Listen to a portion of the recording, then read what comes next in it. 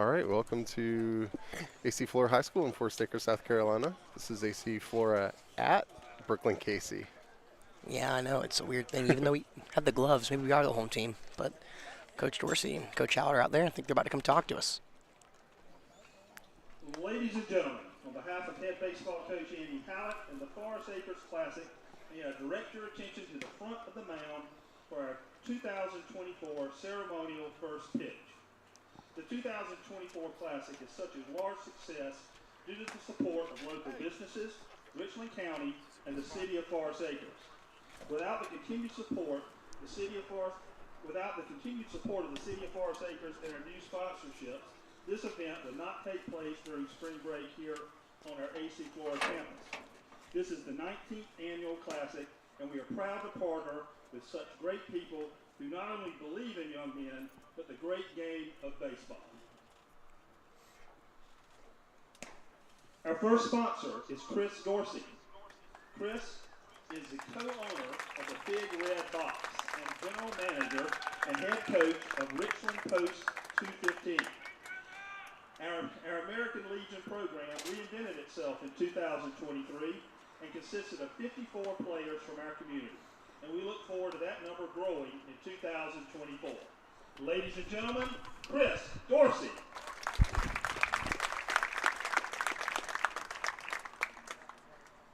Up next, Councilman Don Weaver, who represents District 6 for Richland County. Don took the lead on getting us funding from Richland County in 2024 to secure hotel rooms for our out-of-town guests. Thank you, Councilman Weaver, for all that you do for Richland County and the support of the Classic.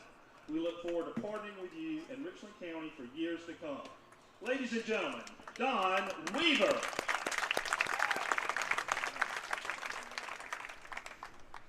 Our next sponsor, Modern Turf, owner Mark Granger. Representing Modern Turf tonight is Chris Stout and Ken Fiedler. Modern Turf has been with AC Flora Baseball for a decade and has been a part of the Classic for the last 6 years. Their hard work and dedication to being the best allow us to play on such a wonderful surface. The prep work for each game makes for smooth transitions and keeps the field in top-flight playing condition all week. Ladies and gentlemen, Chris Stout and Ken Fiedler.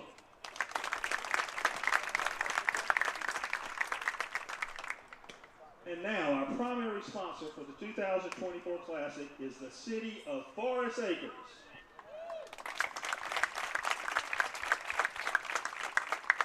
Representing the city are Stephen Oliver, Haskell Kibler, David Black, and City Administrator Sean Greenwood. The city is responsible for the creation of our tournament dating back to 2005, when we approached them about the concept of hosting a baseball tournament right here at AC Flora. The relationship with AC Flora Baseball and the City of Forest Acres has been a match made in heaven and has led to this night, our 19th annual Forest Acres Classic. The city took the initiative to sponsor our event and never wavered in their support of the spring break tournament. They hit a grand slam for our wonderful city, all our restaurants and shops, as well as the young men playing this week. Their impact has reached over 3,300 high school players and coaches who have come through this field during their high school careers and visited our city in connection with this event. Ladies and gentlemen, Stephen Oliver, Haskell Kibler, David Black, and City Administrator Sean Greenwood.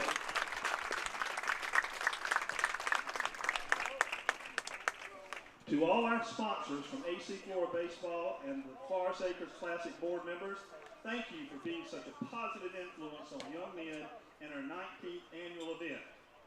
Okay, let it fly, gentlemen.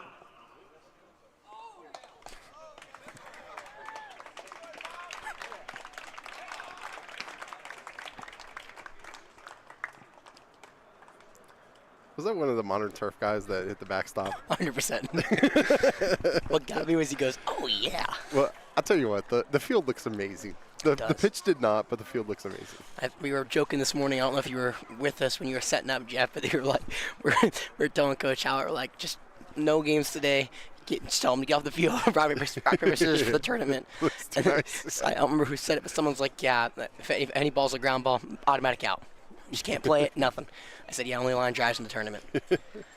So, yeah, so if you joined us all day, welcome back. We got one game left on the docket for you today. Got the home hosting squad, AC Flora Falcons, even though we're not home today, taking on the technical home squad of Brookland-Cayce, the Bearcats. This is the fourth and final game of day one for the Forest Acres Classic, and as always, AC Flora will be finishing the nightcap off, hoping to try to finish this game or today with a win. So, no introductions needed. You know Jeff, you know me. And Brookland-Cayce, for the people who are unaware, I mean, this is their first time they've been here, I think since 2008 for the Forest Acres Classic. Wow. Not like game for the Forest Acres Classic. So, quick rundown of the rules for this tournament. There's 2 brackets. We're in bracket A. It's us 2, and Dutch Fork and the team to our left, Miller, who I think, well, I'll get into more of that in a second, but 4 teams will play round robin style these next 3 days, play everybody. Winning team out of that bracket will face a winner of bracket number 2, which consists of River Bluff Airport, who will play tomorrow, which could potentially decide who comes out of that bracket. Then there's Dorman, and there's Oceanside Collegiate. The 2 winners will play on Thursday, which is known as Championship Day. There's a 5th place game, a 3rd place game, and a 1st place game. So that'll be on Thursday. Until then, it's a round robin format for Monday, Tuesday, Wednesday, and that is how you determine the Forest Acres Classic champion. This is the 19th annual Forest Acres Classic champion. It would be number 20, but we took a year of break during COVID. So it's been a lot of fun. Obviously, Flora, the host team, we've hosted it every year. And I think we have around 3 or 4 Forest Acres Classic champion, not Forest Classic Acre. No.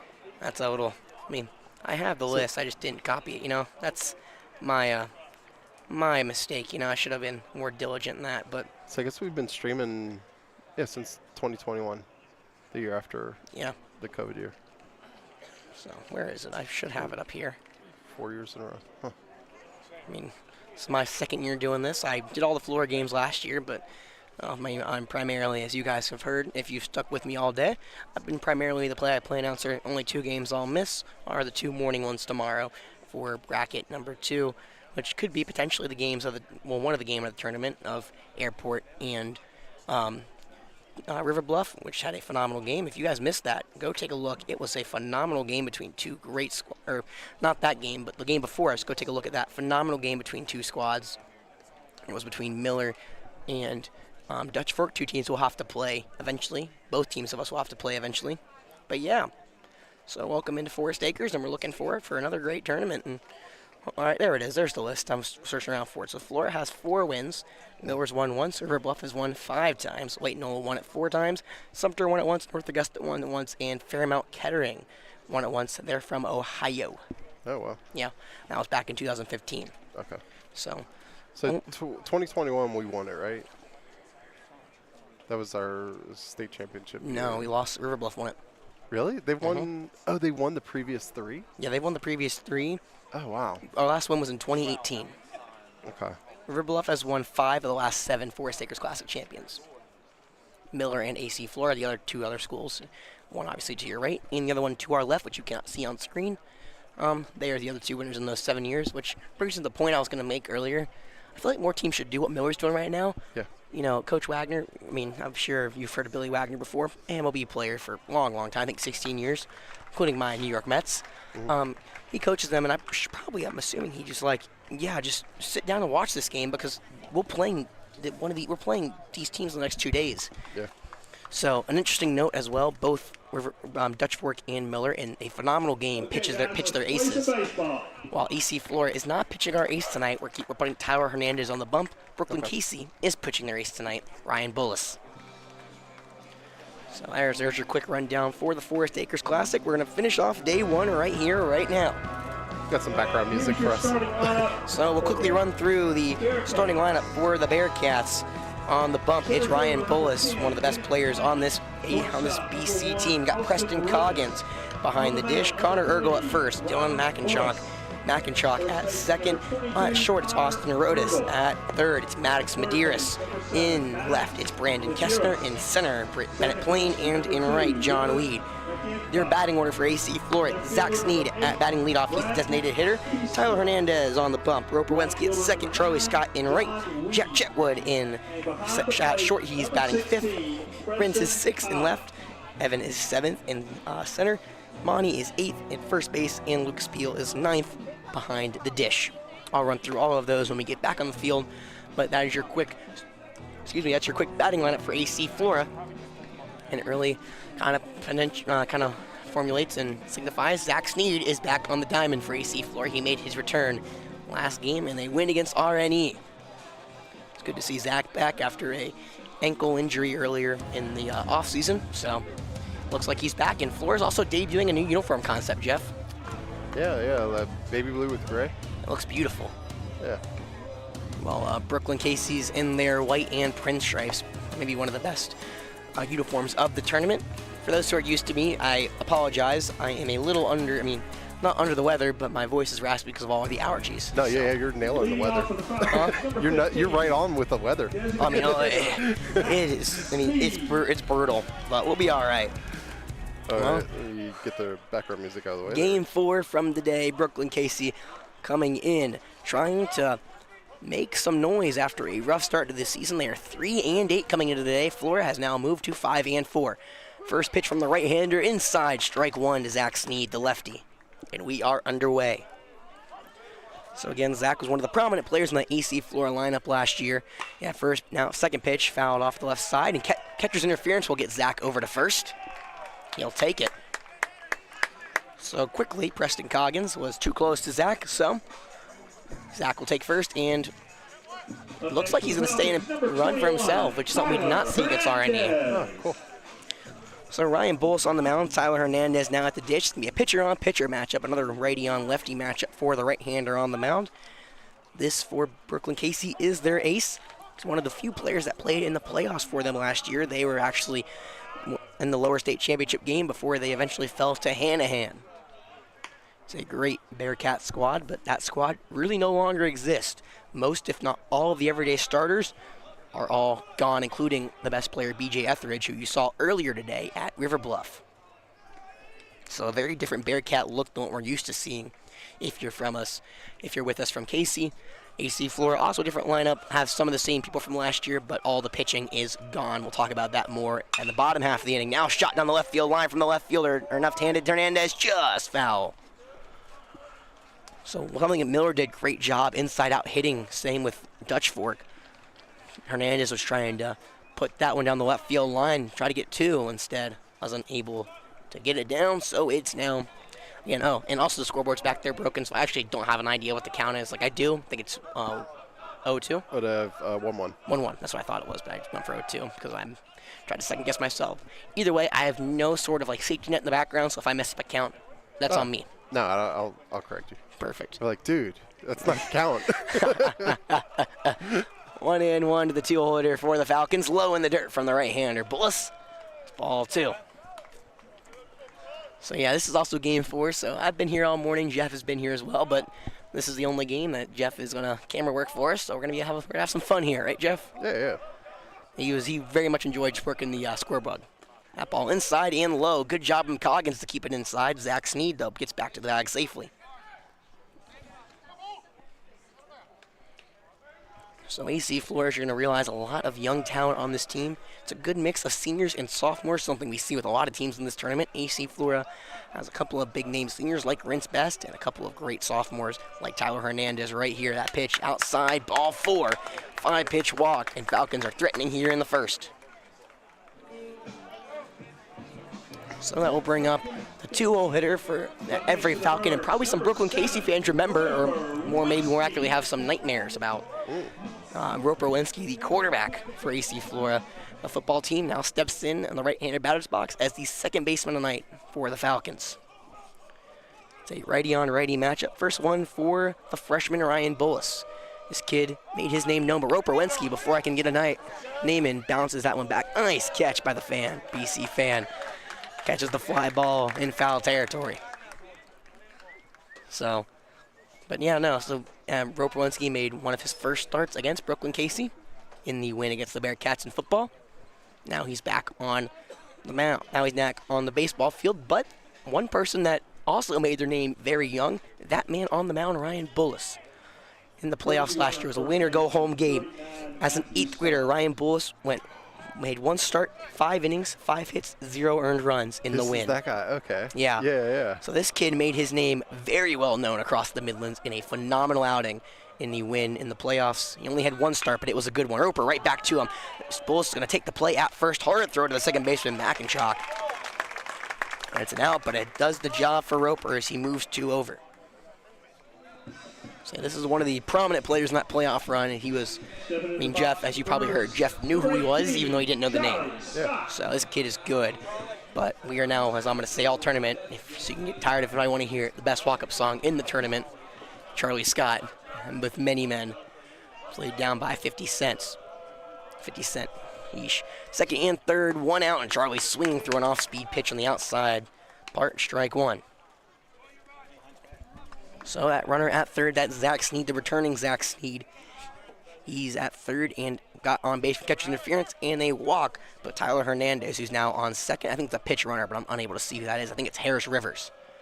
Oh, and a hard hit down the left field line. Foul ball. Charlie just got ahead of it. He's behind 0-2. Charlie in the win against RNE went 2 for 3 and had an RBI. He could right now top his RBI performance. He bats 2 home in right now in the top of the first. Still scoreless, though. 1 out.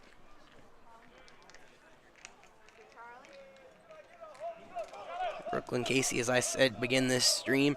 First time they've come here since 2008, or the Forest Acres Classic. That ball roped to the left side. Base hit through the hole.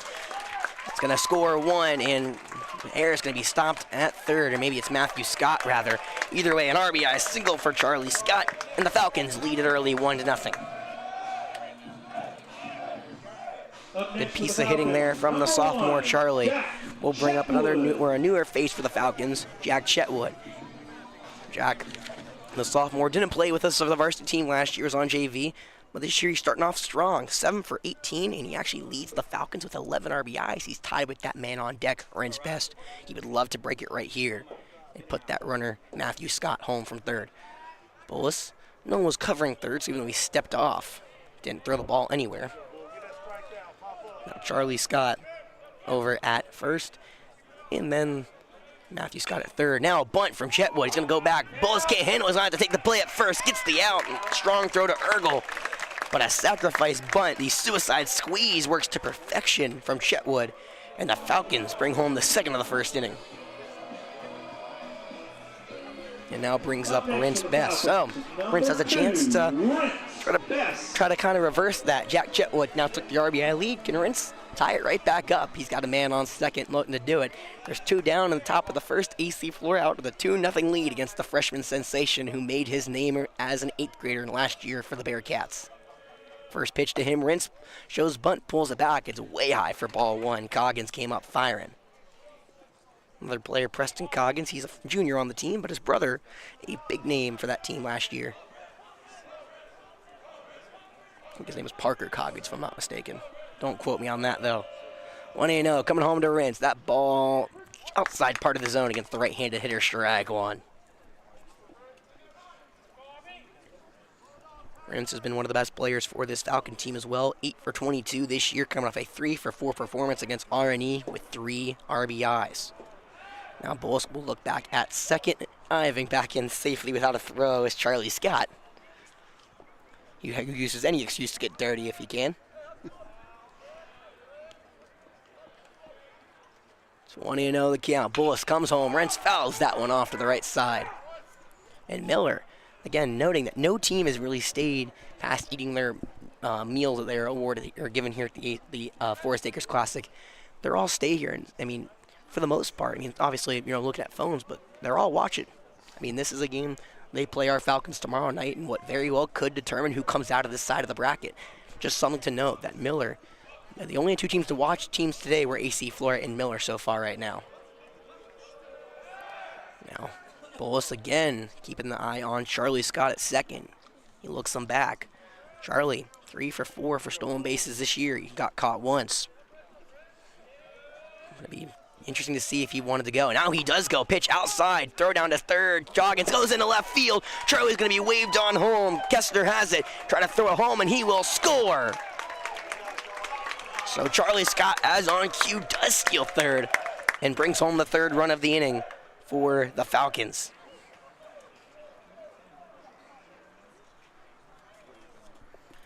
I don't think that's going to be an earned run against Boas, but AC Flora has jumped out to a 3-0 lead here against Brookland-Cayce using the strategy from River Bluff. Put the ball in play and good things happen.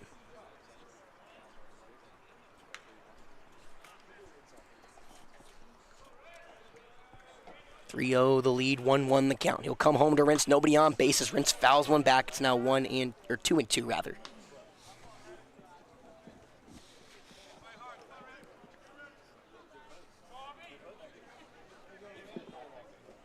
So Bulls has given up 3 runs. Only one of them has been earned.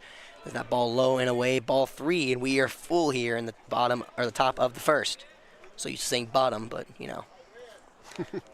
So yeah, obviously AC Flora. I mean, we're usually at home. We will be the home team the next 2 games though. Full count, coming home to Rentz. Rentz slashes one in the right center field, coming over at Weed. He'll make the play. Almost overran it for out number 3, and that's how the first inning will end.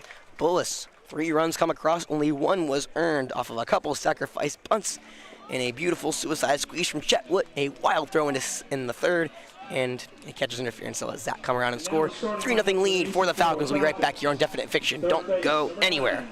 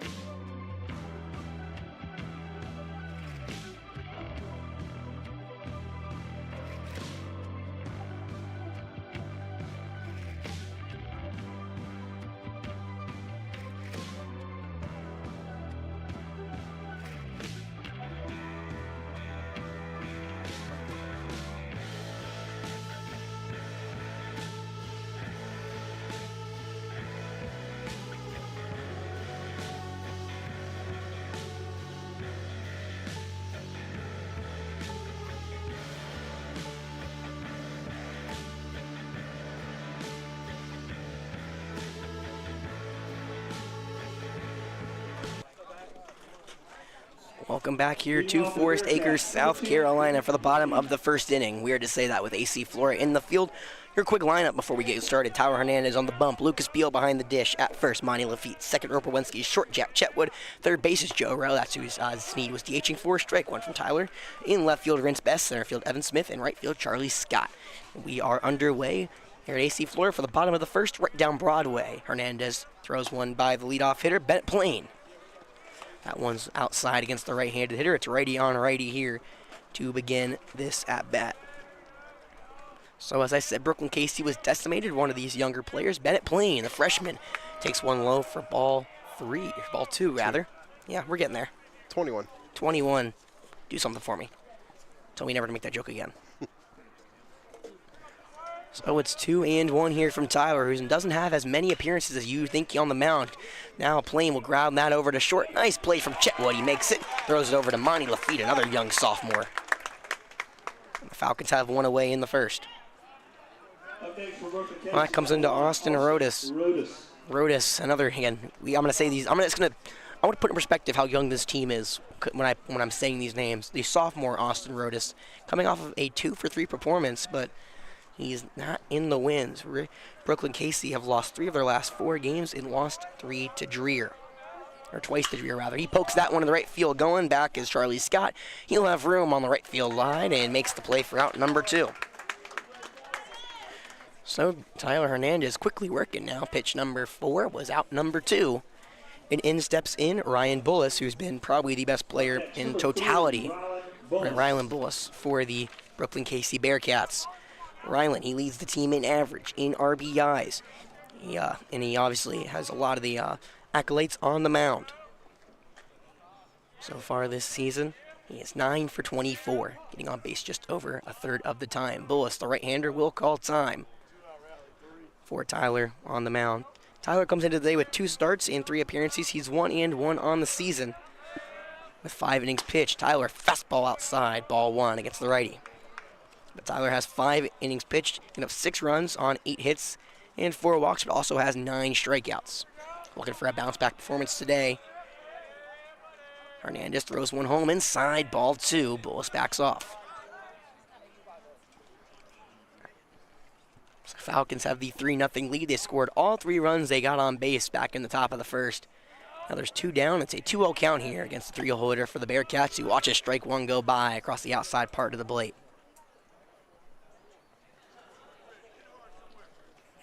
And this Bearcat team trying to kind of bounce back, turn around their season after starting 3-8 there. Again, they're off in lower state championship appearance. Bullis hard hit down the left field line, foul. But they're building a lot of just a team that's going to compete in the years to come. Bullis, a freshman.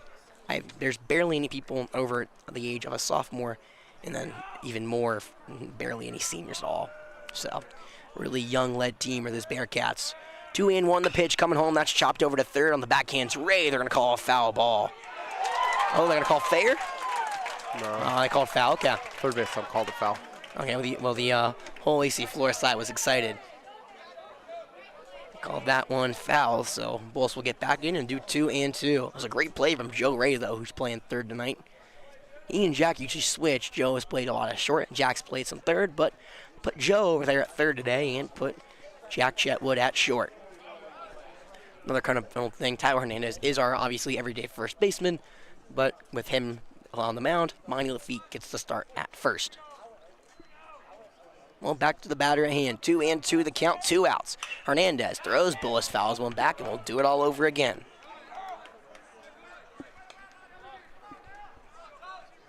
How many innings has Tyler thrown this year? 5. 5, okay.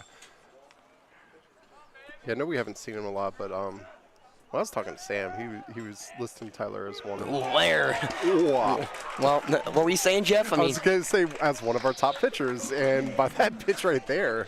That beautiful curveball catches the lower part of the zone. Strike 3 on Bullis. 3 up, 3 down for Hernandez. 1 strikeout, and the Falcons will come up to bat with a 3-0 lead into the second. I want to play some background music, Jax. I think we got some things to talk about, though. Let's do this. Including you guys heard earlier in the day about a couple of our sponsors. Well, 2 of them were showing live on Definite Fiction by the same man, Chris Dorsey. By day, this man runs the Big Red Box Company. It's a dumpster company and a container company. They'll take you the container, you can fill it up, and then you can ship it out, and they will take it for you. They're great customers, great customer satisfaction, reliable, have a lot of high ratings. Beautiful. Go hit up the number. Number is 803-783-6834. You can visit them online at bigredboxdumpstercompany.com. Yeah, and then, yeah, exactly. So hit Big Red Box, and by night, Chris Dorsey actually leads the Legion 215 squad. The squad I got to cover this past season in summer. They made it all the way to state championship. Now, you may be wondering, why should I play Legion? Well, 2 reasons. 1, it's free. Nice. No money. Now, a lot of these travel companies are going to take some money. Not Legion. 2, great competition. It is riddled with highly regarded seniors or returning seniors and juniors in the state of South Carolina, as well as some just recently graduated, either looking to make a name for themselves or play college ball. Either way, go check out the 215 Legion team. Hit that QR code because we're across the state. Because BC, I know has some Legion players on it, and go hit that QR code. You can sign up for your Legion spot today. Yeah, I mean they're just statewide. There's some teams like Florence made the national tournament. Florence Post 1's always good. More local Camden team's always good. Yep. recently, of course, Richland's really good. The Lexington team's good. West Columbia, that I'm sure a lot of these Bearcats play on, is really good. Yep, hit up Legion. Be a lot of fun. Well, top of the second incoming. Leading off, it's going to be 7, 8, and 9 for the Falcons, including the center fielder, Evan Smith. First pitch from the right-hander, Bulls to the right-handed Evan Smith, inside and high, ball 1. You guys saw Miller clear out here. They watched 1 inning, got all the information they need to know, and they'll come back tomorrow and face the Falcons here in the nightcap at Falcon Field. Evan now skied high, foul down the right field line. That will reach out of play territory and close to our, as I'm assuming, our hitting, our cages. Yeah, batting cages. Yeah, it went so high I might got in my car. Potentially. I heard a crash earlier. I hope it's not either. I mean, that was in last game. Yeah, Miller stayed around, watched an inning, and they think they got the scoop. High, ball 2. Probably some senior leaders on that team are like, we need to watch this at least next game and see what this team's all about. I don't know how they're feeling, but they'll be back here tomorrow. Falcons now fouling that one back is Smith, and it's going to be 1 and 2 against one of the only seniors on this team, the center fielder, Evan Smith. When we speak of Legion, Evan was phenomenal for the Legion team this summer. .354 average. Yeah, he was on base over 40% of the time as he fouls another one off, and he's putting up great at bat against Bullis. He had the second most RBIs on the team with 12 and 2 walk-offs. I mean, I can go on and on, but Evan Smith had a great Legion summer. He's now trying to lead AC Flora to a Forest Acres Classic victory. 1 and 2 the pitch. Breaking ball now grounded to third. Medeiros has it on the hop. He'll throw it across the diamond. Low throw. Can't dig it out is Ergel. And Evan Smith is safe. It would have been really close if he got there. It was a bang-bang play if it kicked cleanly. So I'm not sure if they're going to rule him safe or an error. I'll wait for the official ruling, but that will bring up a first baseman, Monty Lafitte, to the dish. My dad would give him a hit. Huh? My dad would give him a hit, so. That's what we're going by? Yeah. I'll wait for the official on Game Changer. They're going to call an error, so Evan does reach on an error. Fine. Hey, it's not my calling. Lafitte, low blown from Bullis, gets away from the catcher Coggins. Evan will take second there. So now a runner in scoring position for Monty Lafitte, who already has 3 RBIs and 5 plate appearances so far for the Falcons. He would love to do some more. He's now making his 3rd straight start for this AC Flora squad. So that shortstop Rodas behind Evan. No movement from Evan. That bunt attempt pulled back. It's going to be ball 2 just outside against the right-handed Lafitte.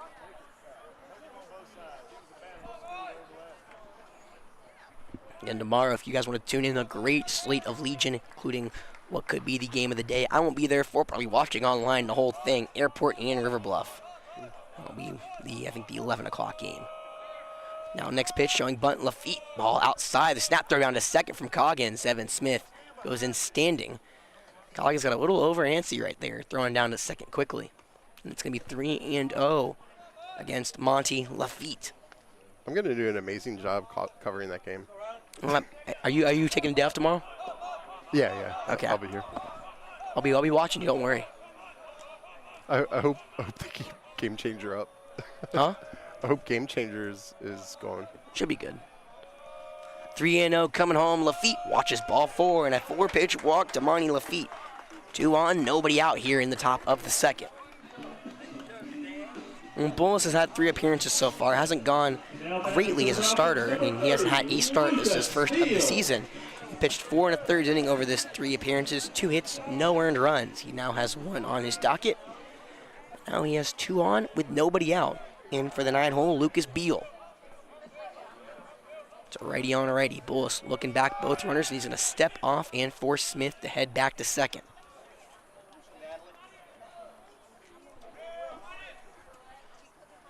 So one of the juniors on this team, Lucas Beal, stepped into the catching role for a lot of this AC Flora team. Bullis will come home, pulls the bunt attempt back as Beal, and it will be wide and way away against the right-handed hitter, ball 1. Just hit 30 pitches, no outs in the second. Yeah. How many does Tyler have? 12 Yeah. in the first. So, interesting way. I mean, the dream scenario is what happened with River Bluff. You only throw 1 guy, waste no pitching. That's what AC Flora theoretically wants to do here against BC, as the corner infielders Ergel and Medeiros are in. Shortstop Rodas going to cover third. Second base covering second. No one's at first. And time going to be called by Beal. Brookland-Cayce trying to be ready for a play at third. Shortstop breaks to third. Beal will pull down the bunt. That ball's going to hit him. It's going to be a foul ball. Brookland-Cayce trying to get that lead runner out at third. No one's covering first, which could be catastrophic for the Bearcats if something goes awry.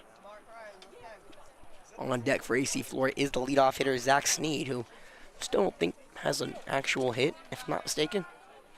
He's 0 for 1 with a walk. Shocker, he had a walk. Yeah. I'll tell you more about that in his at-bat. It's now 1-1. No one covering first. Beal swings and misses. Now a throw down to third. Couldn't get it, but it bounces away from Rodas covering third. Everybody's safe. Brookland-Cayce got exactly what they wanted. Beal swung and a miss, so it's strike 2. But the double steal, they had Evan Smith dead to rights at third, but Rodas couldn't bring it down. Stolen base for both Lafitte and Smith. Puts 2 in scoring position for Beal, who would love to add to his RBI total of 2. Top of the second, 3-0 lead for Flora. They're threatening here with nobody out. Bulls, he'll deal home. Beal grounds it over to short. Rodas has it. He's going to have to fire to first. They'll give up the run and get the out. So Beal does the job on the ground out, the RBI ground out, might I add. And Flora puts runner number 4 on the board. Up next for the Falcons, number 15, Zach Sneed. So the Falcons now up by 4 and bring it back to the top. Zach Sneed. So when I said the man got a walk, shocker, because he had 27 walks last year. He's on Bo Holland's pace, and Bo Holland is going to be maybe a draft pick in this upcoming MLB draft. First pitch to him. Zach crushes one to right field. He flips the bat, but it's not going to get out, I don't think. Weed's going to make the play at the warning track in 8th. Ooh. And now they're going to try to throw it to second. Oh, ball's throwing into left center. And a lot of disconjointed. I don't think he touched third. And Lafitte's going to have to go to second, so they're going to throw it to third, and that should be out number 3. And that will do it. Sneed got a little over anxious, wanted his first home run, flipped the bat and everything, but it's going to turn into a long double play, a long drawn out double play, might I add. Falcons do add 1, so it's going to be 4-0 going to the bottom of the second, but tough scene there for AC Flora fans. We'll be right back, leading 4-0.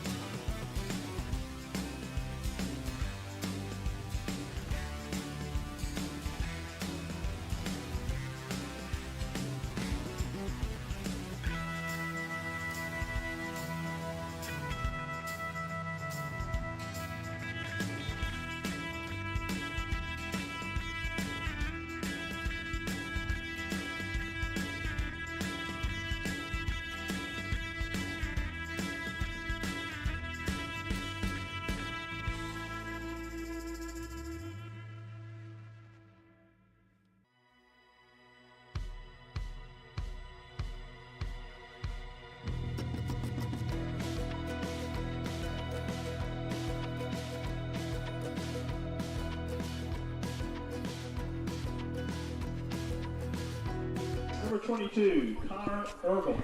Welcome back to AC Flora High School at Falcon Field for the bottom of the second here in the last game of day 1 in the Forest Acres Classic. After a 1-2-3 inning for Tyler Hernandez, he gets 4, 5, and 6 hitters here in the bottom of the second. Falcons lead at 4-0. The left-hander Connor Ergle standing in there and swings through a fastball. It's 0-1. So last inning, a lot of not great sights for AC Flora to see. They end their inning on a double play. Ramani Field failing to tag third after Zach Sneed flipped the bat flip on a ball that stayed in the yard. We're going to look past that, though, and we're to continue on. The Falcons do have the 4-0 lead. And now they're looking to continue the dominance on the mound Tyler had. Next pitch, another swinging strike. This one may have been a foul ball. It's going to be 0-2 here against the left-handed Ergel. Ergel, one of the older kids on this team, he's a junior. Coming in one of the better players on the plate, 5 for 19 with 5 RBIs. However, his Achilles heel, he has 7 strikeouts.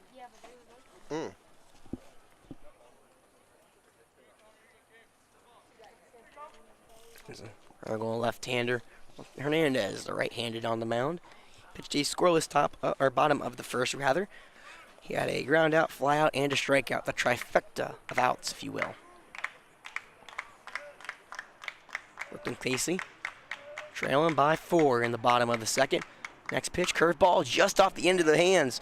Go over now at third. Joe Ray cuts it off, fields it across the diamond. Nice dig from Monty Lafitte. That's out number 1. It's a good play by Ergel. Joe Ray, cut off Chetwood. At short, makes the play. 4 up, 4 down for Maddox Medeiros. Medeiros, another one of these freshmen on this team. However, he's not looking as great as he wants at the plate. He's come off a 1-for-2 performance, though, in the loss against Dreer.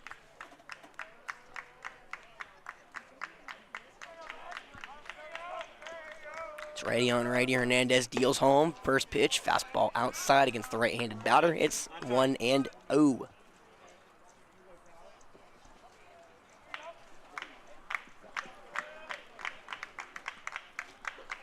Hernandez, he'll wind, he'll deal home. That ball slapped down the first base line, but foul. And Medeiros brings the count back to 1-1. Medeiros, he'll probably be seen on the mound later this tournament when he's good at that. But right now, he's looking to try to make some waves here against the Falcons and get a hit off of the sophomore on the mound. 1-1, coming home. That curveball just high. Falcons can't believe it missed. Now it's 2-1 after a 12-pitch first inning from Tyler Hernandez.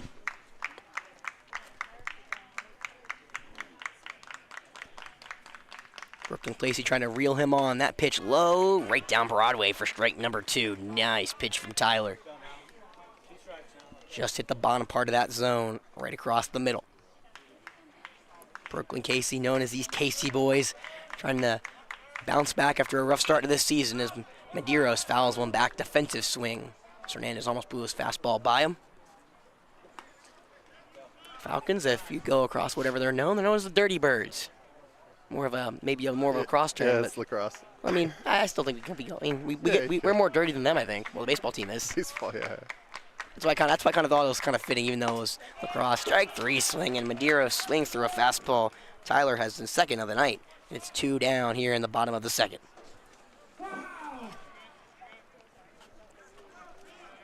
Oh, and we'll step in the 6-hole hitter. Second baseman, right-handed, Dylan McIntosh. Now batting number 2, Dylan McIntosh.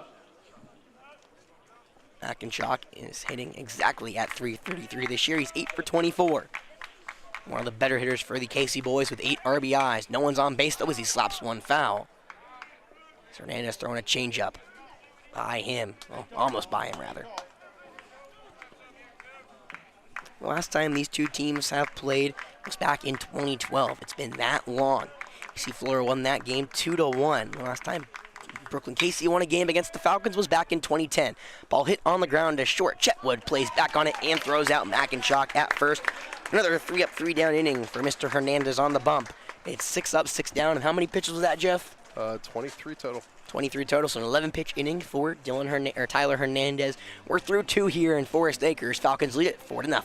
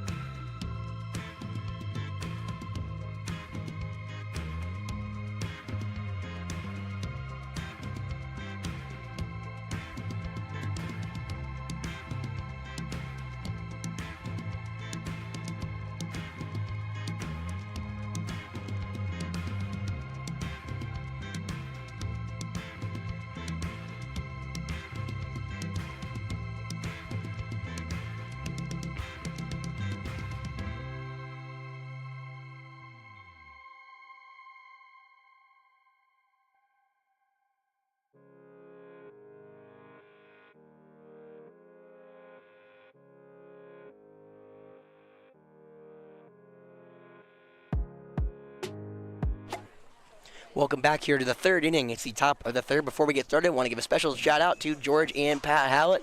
Hello here from Forest Acres. Glad you're tuning in. And I'm hoping you're enjoying this 4-0 Falcon lead as we go into the top of the third.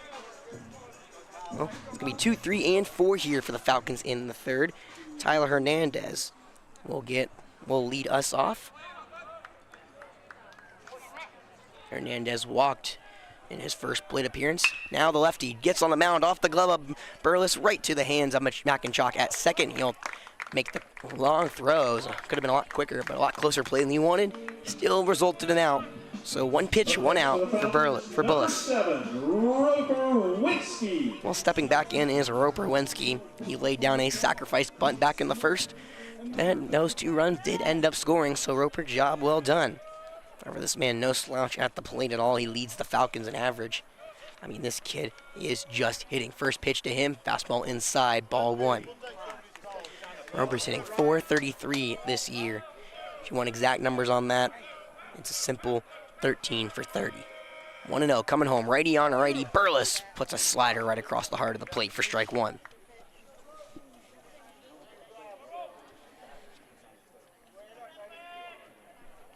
Now 1-1 the pitch. Burles high shot to left field. Going over is going to be Kessner toward the wall, toward the track. It's going to be just foul. Roper jumped on one and almost had his first home run. Everyone's trying to match Rins after Rins put one out a couple weeks ago. Roper, only a sophomore yet to record a home run. That time he was just ahead. Now it's 1-2.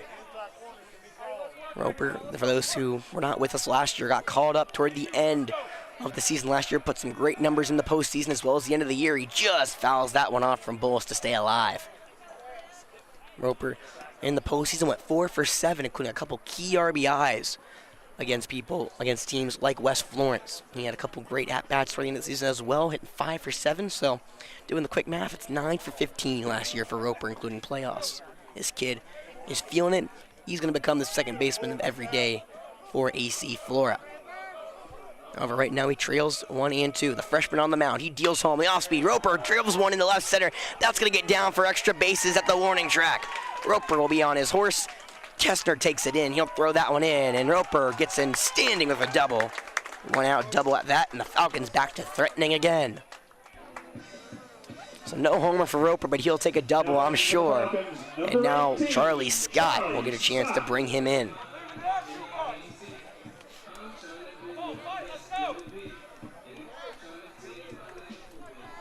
Charlie Scott, he reached, I think, on an error last time, if I'm not mistaken. He came all the way around to score. Oh, no, never mind. He did single, excuse me. Didn't circle that one. That's on me. That one hard hit to the left side. Dragged backhand by Rodas. He'll have to throw along the hard throw. Charlie beats it out. It goes back to the backstop. Roper Wensky will have to halt at third as that ball came hard off back to Ergel. But a single nonetheless from Charlie, who beat that one no matter what. And right then again, Falcons back to threatening. First and third, 1 out for Jack Chetwood.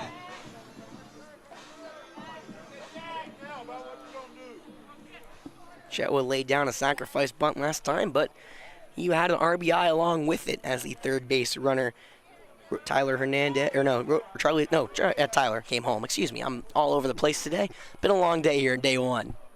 It's righty on righty here, top of the third. Now a bunt to the right side. Chetwood lays down another beautiful one. No one's covering first. He will get a single, and Wensky will score the 5th run of the game for AC Flora. Chetwood doing it at the plate, not in the way you may think. I mean, there was great. It was Bullis, it was Ergel, and McIntosh. The pitcher, first base, and second baseman all converging. No one covered first. It was perfectly placed. I mean, that's the point. It's a single. I mean, it's a great play. Yeah. I mean, he's just not swinging the bat, but he's doing the damage when he doesn't have to swing the bat. So.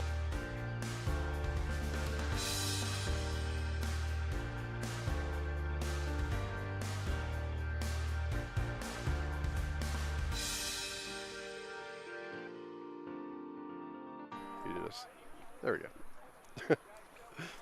You all good? Yeah. So, yeah, top of the third inning, Falcons have 1 out and have runners at first and second for a man who wants to retie that RBI count with Chetwood. Or I guess actually rather Chetwood actually ties it by 2. And another time now called. I'm not sure. I think this was by Coach Hallett. Yeah. Yeah, so I think he wanted more time to talk to his runners and hitter at the plate. That is Rent's best. Rentz was the only player in that. You see that Nationals state championships on that scoreboard? Rentz is the only player on that last one. The Falcons won it back in 2021. Well, as I said, Rentz was the only player on that team, still on the team today. He's a senior now, looking to make some noise here with these Falcons and try to win the region and maybe make a run in the postseason. Long way before that happens, though. Got a whole month of April to go. I still think we should put a grayed out banner for 2020. we were going to win that year. Probably, but fortunately, COVID did not have nice things. First pitch to Rentz, low in the dirt. That ball's going to be going now. Double steal gets away from the third baseman, Medeiros. Coggins has not thrown a clean ball yet. I think it wouldn't have mattered, though. The double steal was on, and Scott and Chetwood both get into scoring position. Falcons doing it all on the base pass, at the plate, on the mound. Looking to make a statement here against BC in Game 1. Now, one of the best hitters for the AC Flora Falcons, it's Rent's best at the disc. 1-0 the pitch, inside, ball 2. Rentz has 11 RBIs, trailing Chetwood by 2 now again. Those two are currently in scoring position. He's ahead of the right-handed freshman 2-0 with 1 out in the top of the 3rd. Pitch to him, fastball, catches the outside part of the zone. Strike 1 against Rentz. Brookland-Cayce is chasing 5. The Falcons have scored in all 3 innings so far. 2-1 coming home. Rentz hard hit right at the shortstop. Be caught on a line. Rodas can't get it to third, though. Medeiros couldn't dig it out. Almost caught Charlie Scott halfway down the line at third. It was just a tough play from Roper, who hit that on a line just right at Rodas. Up next for the Falcons, number 29. So 2 on, 2 out, and becomes one of the clutchest players for the Falcons. Number 29, the center fielder, right-handed Evan Smith. Evan is starting to turn it on as of late, hit 8 for 23 so far this season. Falcons only have 9 games played, which is actually the least out of anybody here in the Forest Acres Classic. So that's why I have their stats right now. Evan hard hit right into center field, but right at the center fielder. Plain, he'll step back toward the warning track and make that play for out 3. A couple of hard hit balls for AC Flora, but they only get 1 run across on it. They lead 5-0. Brookland-Cayce will come up in the bottom of the 3rd, chasing 5.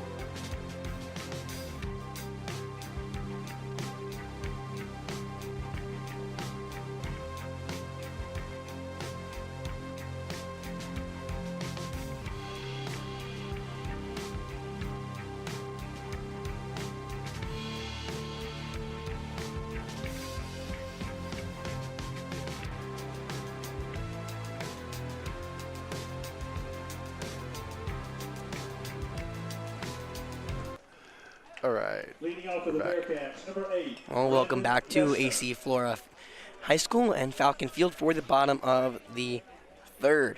It's going to be 7, 8, and 9 here for Brookland-Cayce against Tyler Hernandez, who is yet to allow a hit tonight. I say that, and here comes the first one right there. There's a fastball, catches the inside part of the zone against the right-handed hitter, strike 1. You can't jinx Tyler. I hope I can't. Well, that right-handed hitter is Brandon Kessner, the left fielder for the Bearcats. It's nothing in one. That curveball doesn't catch the zone, but a great curveball from Tyler. He's showing off. It's 1-1. Kessner, one of the few juniors on this team that gets everyday minutes. He's 2 for 16 tonight. Or this year, not tonight. Next pitch to him, fastball. Caught the lower part of the zone. Strike 2. God, that'd be a long game. 2 for 16. 2 for 16 would be a long game. He has 3 RBIs at the dish. Right now, it's nowhere to go unless he puts one over the fence. 20-2. Hernandez coming home. That ball weakly grounded over to the right side of the infield. Ropers have to come in. Field on the bare hand. Flip to first. Oh, my! Gold glove him. Roper Wensky comes all the way back from the outfield grass. Fields it on the infield grass. Bare hand. Flip to Monty Lafitte for out number 1. Now batting, number 9, John Weed. So John Weed will now have to try to follow that performance from Roper Wensky. The sophomore sensation doing it in the field and at the plate for the Falcons this year. Yeah, it was the only way to get him. I mean, exactly. He did, and he did it smoothly. You know, there's few plays where I watch where I'm like, he's not going to get him at first, and Roper just wowed me. Well, it's first pitch ball was low to John Weed, the right-handed right fielder. I had complete confidence in Roper. You did? Oh, Yeah. Sorry, guys. 1-0. Now a pitch that's weakly grounded back toward the Brookland-Cayce dugout. Foul ball, strike 1. So Tyler hasn't pitched in a while. Last time he pitched, I think he actually had to start between then, but he got out of that 5th inning, the win against Dreer. That was the inning that Dreer started them out their comeback. They ended up losing to AC Flora 7-5, and that was the start of the current 5-game winning streak AC Flora is on. Brookland-Cayce, as I said, not exactly on that winning streak. They've lost 3 of their last 4 coming into tonight. It's 1-1 the pitch. Tyler, that slider doesn't catch the zone. It's going to stay high. It's going to be 2-1. I am right. Yeah, confirmed. Confirmed. Thank you, Jeff. I appreciate it. Yeah, no problem. Tyler throws the 2-1. Swinging strike 2. I think it fouled back into the glove of Beal. Nonetheless, brings the count to 2-2 here against the right-handed right fielder, excuse me. Tyler, he'll work, he'll deal home the pitch. Grounded over to third, Joe Ray. Fields it on the high hop, throws it across the diamond to the feet for out number 2. Falcons looking sharp on defense tonight. And Tyler looking sharp on the mound.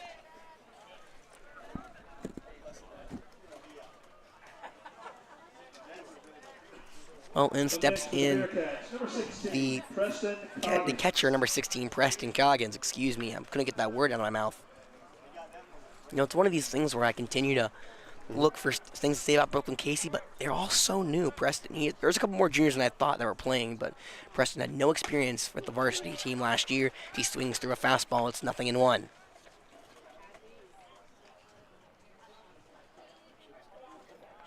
Sometimes you can just sit back and admire their pinstripes. I mean, it's a beautiful jersey. I'll give them that. Yeah. 0-1. Fastball outside against the right-handed catcher. It's going to be 1-1 now from the right-hander sophomore.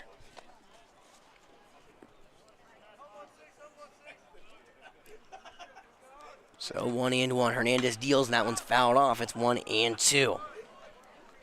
So the only 2 teams they share common opponents to. The Falcons, they lost to Chapin, but they beat Dreer. However, Brookland-Cayce lost to both Chapin and Dreer and Dutch Fork as well. They also lost to Dutch Fork. And when I say Dutch Fork, I'm going to be honest, they played them 4 times already. Preston Coggins defensively fouls the 1-2 off and spoils a nice pitch from Tyler. So, a couple of these teams, Falcons, however, they've had a little closer losses to Chapin and Dutch Fork than these Bearcats did. They lost to Dutch Fork by 1, and they've lost to them 4 times. Now that pitch skied into left, high hit. Wins best have to drift back towards that warning track, but he'll get under it before then and make the play for out number 3. So a high, long third out, but Tyler Hernandez gets through the batting order perfectly. 9 up, 9 down, and the Falcons will move into the 4th. They lead it 5-0 here in the Forest Acres Classic. But before we go anywhere, Jeff, I think we've got some ad reading to do, don't you think? Yeah, let's do it. So let's talk about our 2 sponsors for this stream on Definite Fiction, where we have all the action for the Forest Acres Classic, sponsored by, well, really, Chris Dorsey and his 2 companies. He has the Big Red Box Company. It's a dumpster company and a container company. They'll bring the container to you, you fill them up, and they'll take it away. They are reliable, have great customer satisfaction, and they have some great ratings. They're fast, they're efficient, great all around. They support these Midlands athletes. They support high school athletes. I mean, there's nothing more you can ask for. I mean, Jeff's going to tell you that number. Hit him up. Yeah. We know what you're going to say. 803-783-6834 or online at bigredboxdumpstercompany.com. But yeah, special thank you to Chris and April Dorsey and Coley and Ellen Brown, the owners of Big Red Box. Yep, right there. And then so we'll go to what he runs of the night, kind of like his Batman. It's Bruce Wayne by day. Well, his night job is actually the coach and the owner of the Richland 215 Legion team. The Legion team I had the responsibility of covering this whole off-season last year. Why we should play Legion? There's 2 reasons. 1, it's free. Nothing better than free baseball, am I right? And 2, great competition. It's riddled with talent all from the state. Some of the best high school talent coming back for this next year, and some great college graduates who will be playing baseball in the Legion level. Play Legion ball, hit that QR code, go get signed up for your Legion post right on the screen right there, and play some Legion ball. And I hope to see you this summer. I'll be helping cover the 215 as well as running. I don't know if I've ever said this on stream, but I'm going to be helping the Lexington Blowfish out, doing some play-by-play for them this summer. So I'll be here when I can, but catch me over there as well. Well, here we go, top of the 4th inning. Falcons, they push runners across in all 3 innings, but they only lead at 5-3. They left 2 stranded at 2nd and 3rd in the last inning after 2 straight lineouts. 2 hard-hit balls, I might add. But it'll be 8, 9, and 1 here for the Falcons in the 4th, starting off with the first baseman, Monty Lafitte. Monty drew a walk back in his first at-bat and made it all the way to 2nd before he had a base-running blunder. That caused him to get out, and he watches that first one go outside, ball 1. Monty got called up just recently, but he's just played his 3rd straight game now for the Falcons. That one goes inside, ball 2 against the right-handed batter. Bulls is working into his 3rd inning this year. He only has 4 1/3 inning pitch total, but he's allowed in 2 hits and 0 earned runs tonight. He broke that trend, though. 2 earned runs for him off of 5 hits. Now coming home, the pitch curveball beautifully in there, strike 1. It's now 2-1 here against Monty.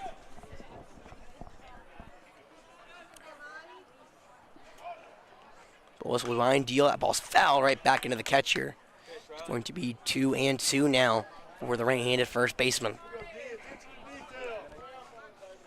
The Falcons tomorrow will play the winners of the game, the first side of this bracket, the Miller School. Brookland-Cayce has game 5 with Dutch Fork. That ball right down Broadway. Strike 3 looking, and Lafitte has his first strikeout of his varsity career. Well, kind of ironically, that was Bolus's first strikeout of the evening. And we'll bring up Lucas Beal, the catcher, number 30 for AC Flora. Back in the 2nd, Lucas rounded out to the shortstop. Can't tell if that was a strike or a ball. I think it was a ball, right? Called it a ball, yeah. Yeah, I thought it was. Brookland-Cayce liked the location, though. 1-0 from Bulls, working quickly now. 2nd pitch, low, ball 2.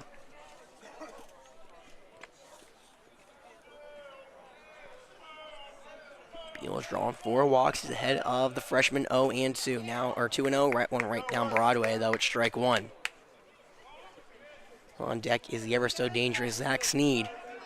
Bullis working quickly, winds, deals home, kicks some dirt up. It's ball 3. And now the path to first opens up for Lucas Beal. Beal wind, Bullis deals home, the pitch, low inside, ooh, strike, never mind. Beal is about to throw his bat instead. Chokes up on it and comes back in the box. It's going to be a full count pitch coming. Late strike call. It's a very late strike call. Kind of fooled us as well. I mean, I was already calling the walk. Full count coming in, and Lucas fouls one back, and he'll have another.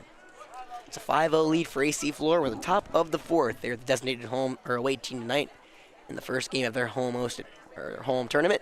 1 out here, nobody on. Brookland-Cayce's Ryan Bullis on the mound. The right-hander Lucas Beal at the dish. Full count coming home. Beal watches that one stay wide. He looks back at the umpire kind of as a reassurance before he throws the bat down the line. And the Falcons have a 1-out base runner. Stepping in the box for the Birds, number 15. So the left-hander Zach Sneed thought he had his first home run of the season. Instead, that ball died at the warning track. And it has been windy all day. No wind has really come in here in the nightcap. So Fortunately, that ball just didn't get out, but we're hoping for Zach's first homer. Just didn't quite get it this time. Zach is the junior. He's now 0-2 on the season. Reached first with some catcher's interference back in the first, and a long fly out that turned into a double play in the second. Will be the left-handed batter, the first one of the inning that Bullis has faced, and he's about to begin his third time through the order. Before that happens, though, he looks back at Beal at first, who barely had a lead at all. He just kind of, when he jumped back, he was already halfway over the bag. Bullis now deals home. Smith just misses one. It's foul right over our heads. Well, if you're looking for someone to get on base, that's been Zach Sneed. He's battling back from that ankle injury. You see the cast on his right foot. Now, Zach is starting to run a little more. I mean, you saw him run back in his first game of the year. He did not run at all. Bullis pitches, the curveball stays outside against the lefty, ball 1.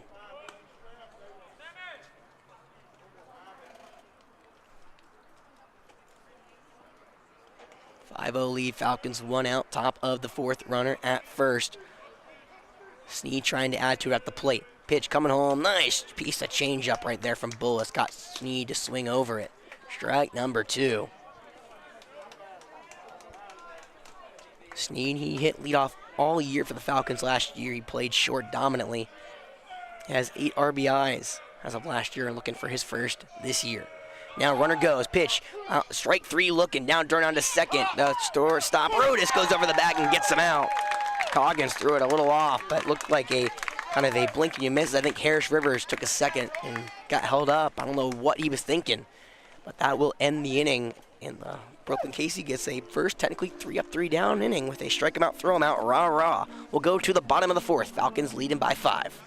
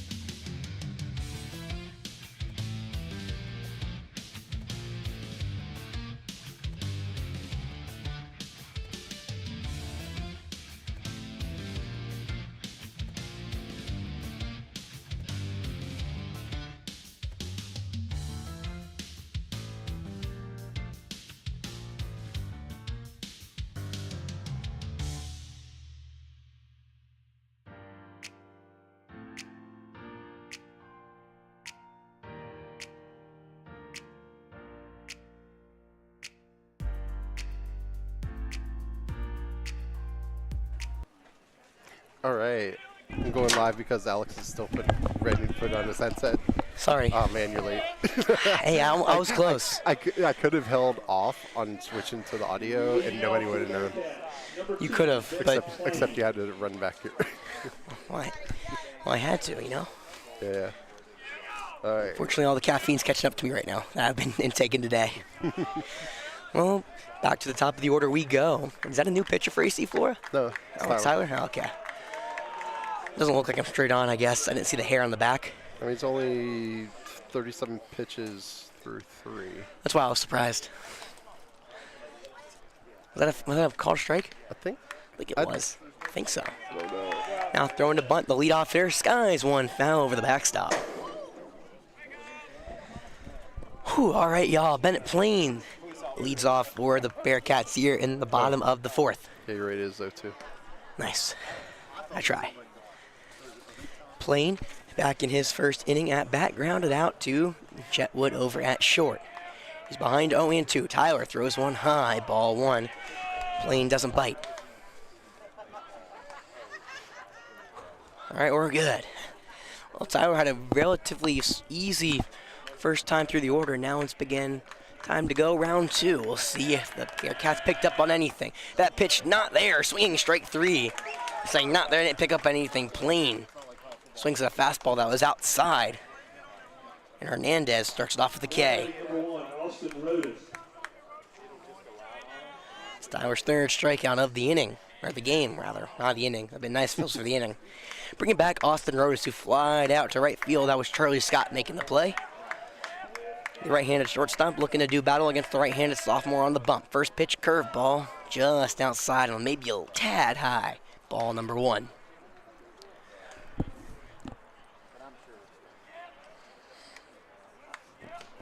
Brookland-Cayce's not gotten a base runner here tonight against AC Flora. Hernandez going home. That one's fouled back to the backstop. It's going to be 1-1 for the right-handed shortstop. Tyler doesn't really work too far into games. This is his 3rd start of the year and only had 5 innings pitched. He's now into inning number 4. Next pitch to him, curveball, just high. For ball 2, it's 2-1 here for Tyler. Again, as you said, Tyler's not very far into this game, so no action in the Falcon bullpen. However, there is some action over there in the Brookland-Cayce bullpen. Get you that number in a second. 2-1. Tyler throws that one. That ball slicing down the right field line in foul. Running out of room quickly is Lafitte, and he will get out of play, bringing the count to 2-2. In that Bearcat bullpen, that's Dylan McInshock. He's starting to throw and toss. Bullis, as we said, hasn't really started many games this year and hasn't gone long in those starts. So yeah, and he's hit 63. Yeah, pitches, so he may be done for the evening. You know, he's only held AC Flora 2 earned runs. However, Flora's pushed 5 across here so far in this game.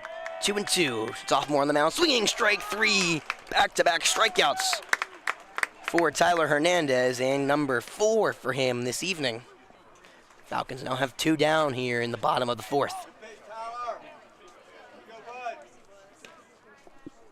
Now batting number 3, Rylan Bullis. Oh, Rylan Bullis. He'll step in back to the dish. The pitcher for Brookland-Cayce hasn't got much help from his fielding tonight, as he comes in trailing by 5 here for the Brookland-Cayce Bearcats. Back in the 1st inning, he struck out looking. One of the now 4 strikeout victims for Tyler. It's righty on righty here as Tyler's taking his time.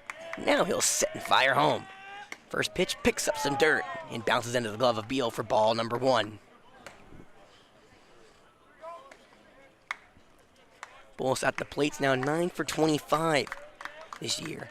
Came in tonight with 6 RBIs and now has 8 strikeouts. That ball high outside for ball 2. It didn't miss by much if it did. Hernandez behind in another count. 2-0 pitch coming home. Right down Broadway. Doesn't get called. Was that low? I don't know. The ump's been liking that, though. He has. So 3-0 now in Tyler. And looked like one of the pitching coaches for Flora may come out and talk to him. Instead, the catcher, Lucas Beal, opts to do it. As you said, it's been pretty consistently. It's been a strike tonight. Umpire opted not to pull the trigger. Now Bullis has a path to first. He doesn't really walk a ton. He only has 3 this season so far. But he would gladly take a path to first if it means Brookland-Cayce has some life in this game.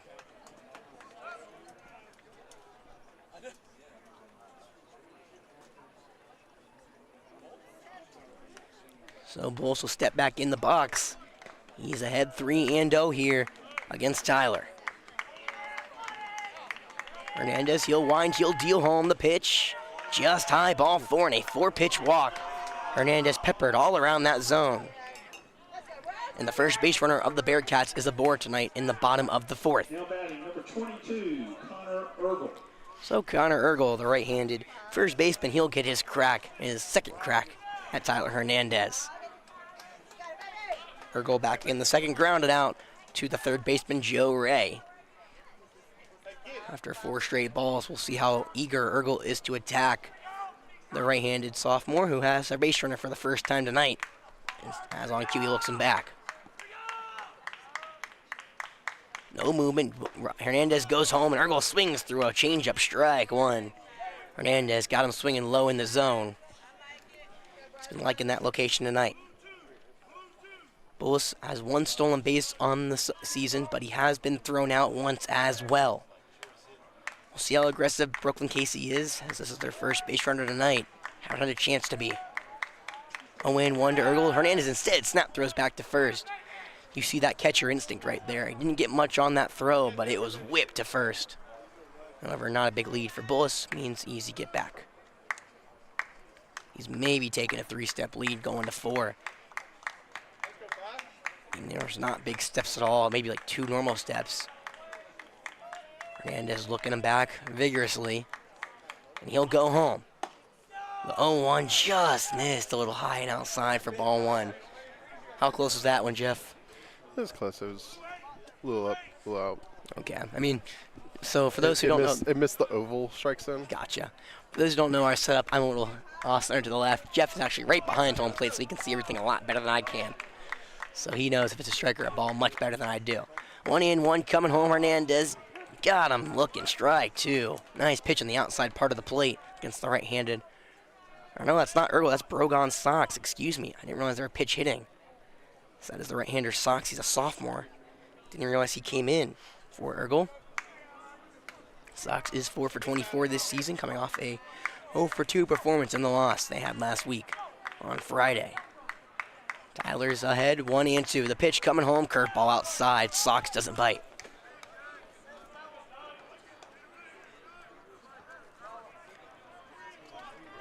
So Sox has really been phenomenal in relief this year, but he hasn't had many relief last year. He hasn't run many starts last year. He has 4 starts this year, 5 earned runs, 16 2/3 innings.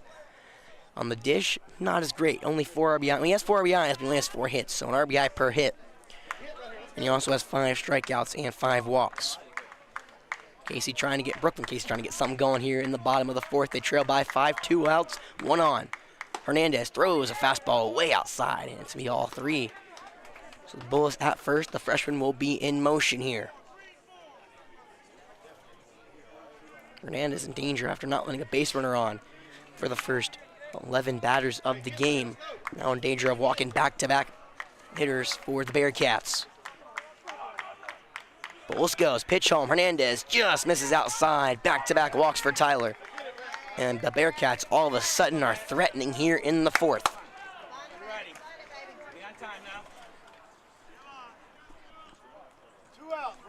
So Maddox Medeiros, he'll get his 2nd crack at Tyler. He was a strikeout victim in the 2nd. And Tyler, I mean, he's not missing by much, but he is missing the zone as of now. And here comes a talk from Beal and the pitching coach for Tyler. So that 56 pitches, it's not a lot, but it's also, what did you say, 5 innings pitched this year so far? He's not used to going like super duper long. Yeah. So, I mean, another also note here is the Falcons would rather not use many people, but there is some action in the Falcon bullpen. You probably guys know at this point, I really can't see our bullpen that well. Fortunately, I don't have the angle for it, but I know there is some action over there. I think the Falcons' ideal scenario was not to use anybody tonight.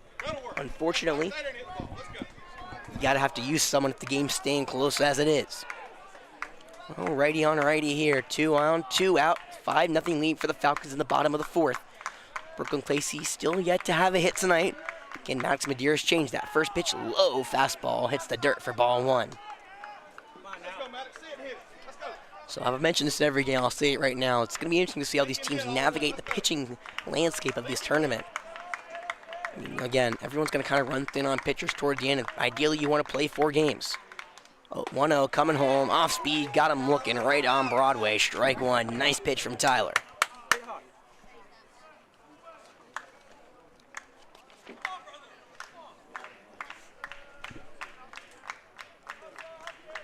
Medeiros has 3 for 20 this year, 2 RBIs. It comes home, Tyler. That ball just missed outside.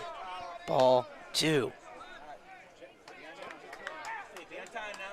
The home Falcons have a great showing here tonight. Brookland-Cayce, even though they're coming from Cayce, South Carolina, not exactly as many people as I thought they could have here tonight. The 2-1 coming home. That ball skips down. Ball 3, and Tyler's in danger of walking 3 straight. The Falcons, who feel like they're winning this game by a lot more than 5. This game can get very interesting if Tyler walks the bases loaded. struck out 4, he's walked 2. It's 3-1 here on Medeiros. Righty on righty. Bottom of the 4th. 2-on-2 out. Tyler comes home. The pitch. High inside, ball 4. And Tyler has walked him full. Dylan McIntosh, he'll get his crack at Tyler. And now the third baseman, Joe Ray, going to come over and try his chair to talk to Tyler. Number 2, Dylan McIntosh. McIntosh, there's not maybe a better player on this team to do it. McIntosh, he gets on base, has 5 walks. He has 5 RBIs, only trailing Ryland Bullis for the team. There's no movement out for Tyler. Looks like they're going to give him this batter. Brookland-Cayce, if McIntosh puts 1, gets the first hit of the night for the Bearcats. Can make this game very interesting in the bottom of the 4th.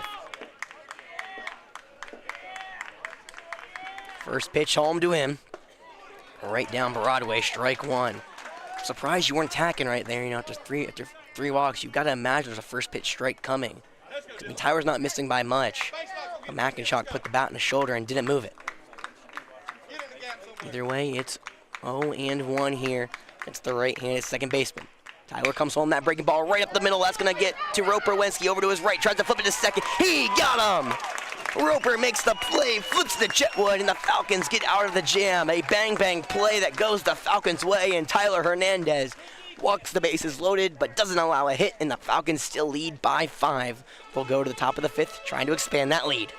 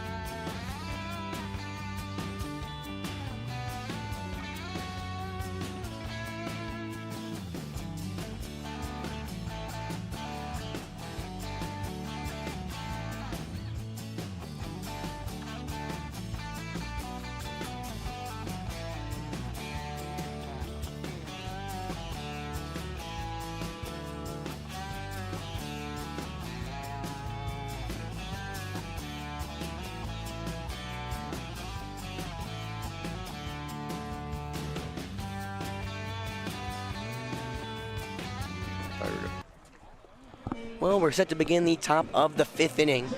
As you see, no warm-up for our pitcher. Tyler Hernandez has to basically walk out of the dugout, put on his gear, and go. The pitcher was getting a talking to after that inning. He just escaped danger at the bottom of the 4th. Walked the bases loaded and got out of it with a great play from Roper Wensky, his second Gold Glove play of tonight, who's become a star for this Falcons team. Well, again, I said it last inning. It feels like we should be ahead more than 5-0, but right now, that is the lead. We'll go to the top of the 5th. Bull is still out there for the Bearcats. Yeah, not something I expected to see, to be honest. He greets Hernandez inside breaking ball. That stays inside. It's going to be ball 1 against the left-handed pitcher. The right-hander on the mound is Ryland Bullis, working into his 4th inning, his longest appearance of the season so far. 1-0 coming home, stays. Oh, catches the outside part of the zone. Caught me off guard. It caught Tyler as well, who kind of shook his head and said, all right, well, if that's a strike, I need to start moving the bat a little more. Bullis shaking a couple off, and Tyler will call a time. Tyler tonight reached on a walk back in the 1st and grounded out to begin the 3rd for AC Flora. He's looking for his first hit of the evening. Bullis, he'll kind of kick and deal. The 1-1 right down Broadway for strike 2. Tyler all of a sudden blink and you miss it. Down 1-2 in the count with nobody out, top of the 5th. Bulls trying to keep this game at a 5-0 contest. Falcons have 2, 3, and 4 up, looking to add to their lead. Another time called, I think this one by Bullis after he stepped off the rubber.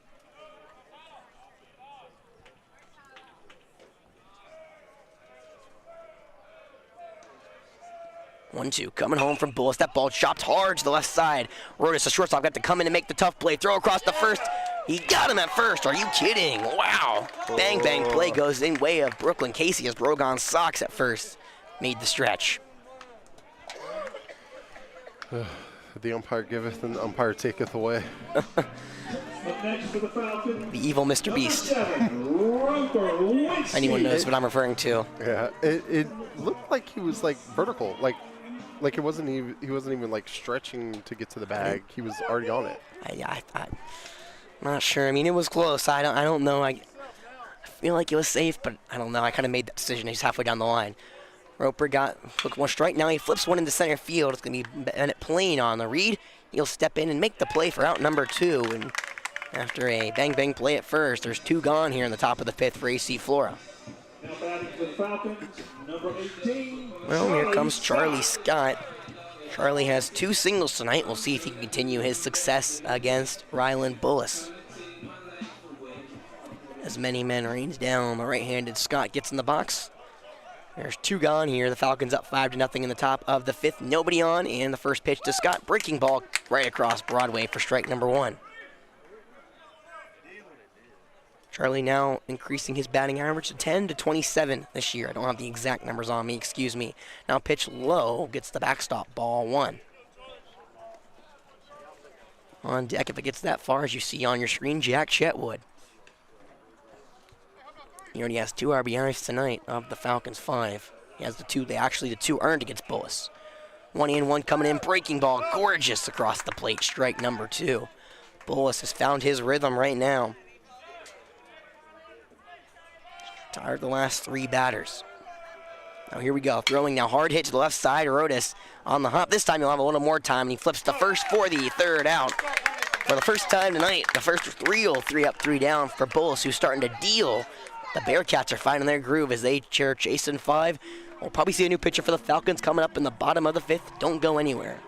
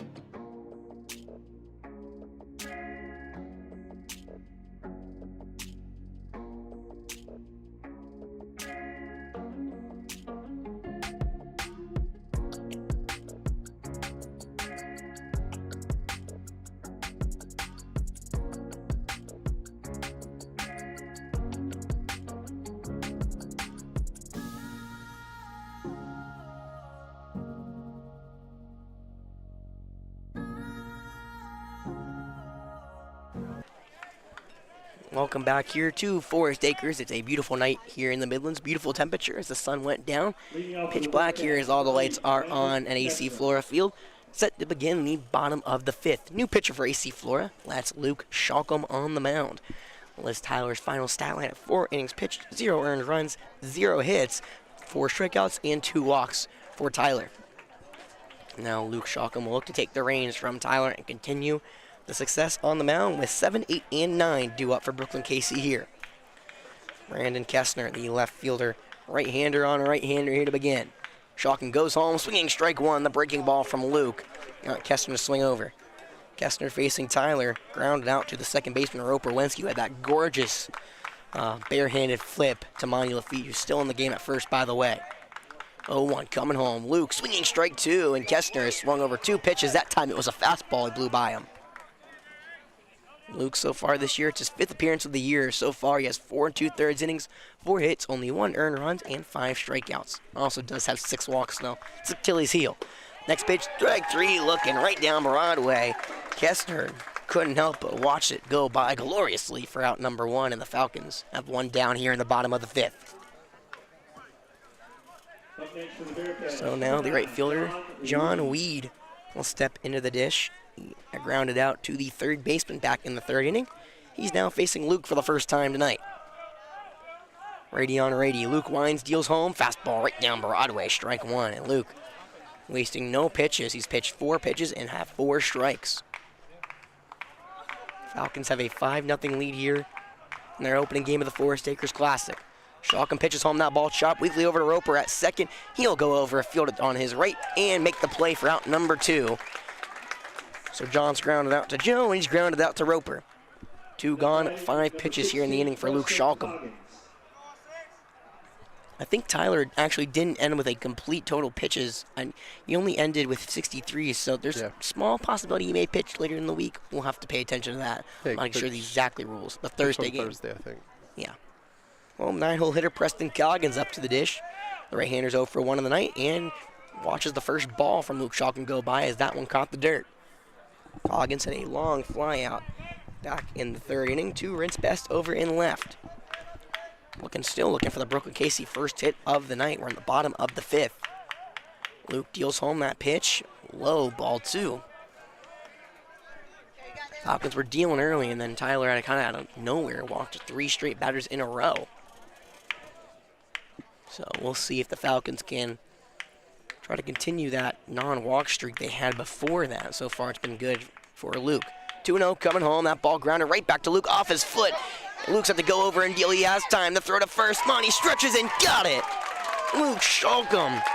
Ball hit off his right foot. Coggins does not have the speed his teammates do.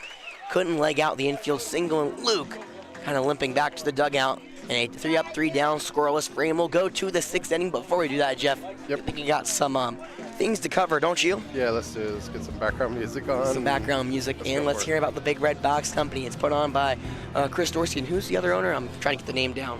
So it's Chris and April Dorsey and Coley and Ellen Brown. There you go. So they own the Big Red Box Company, co-own that.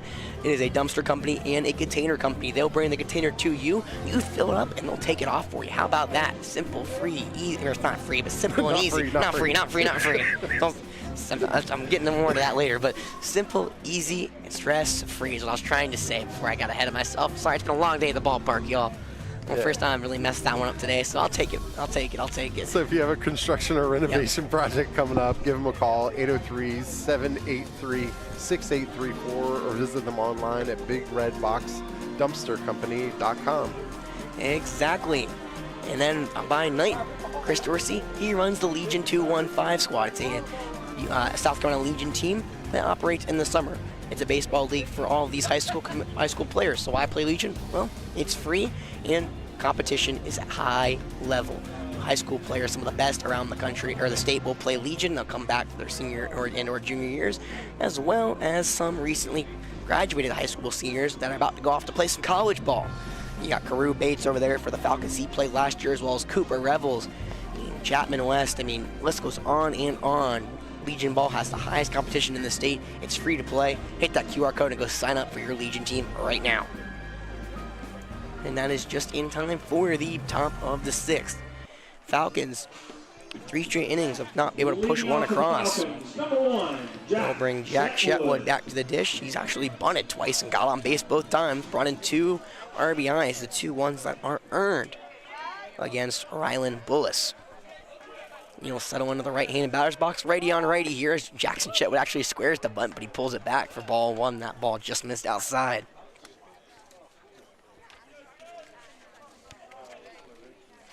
So Bullis, he'll wind, he'll deal home. Ball catches the inside part of the zone. Strike 1 right at the knees of Chetwood.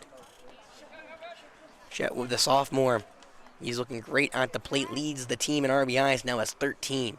Trying to lead off here for the Falcons to get some offense going. Now ball's hard grounded over to third, but just fouled on the third base line. Coach Allen with the late point trying to argue his point.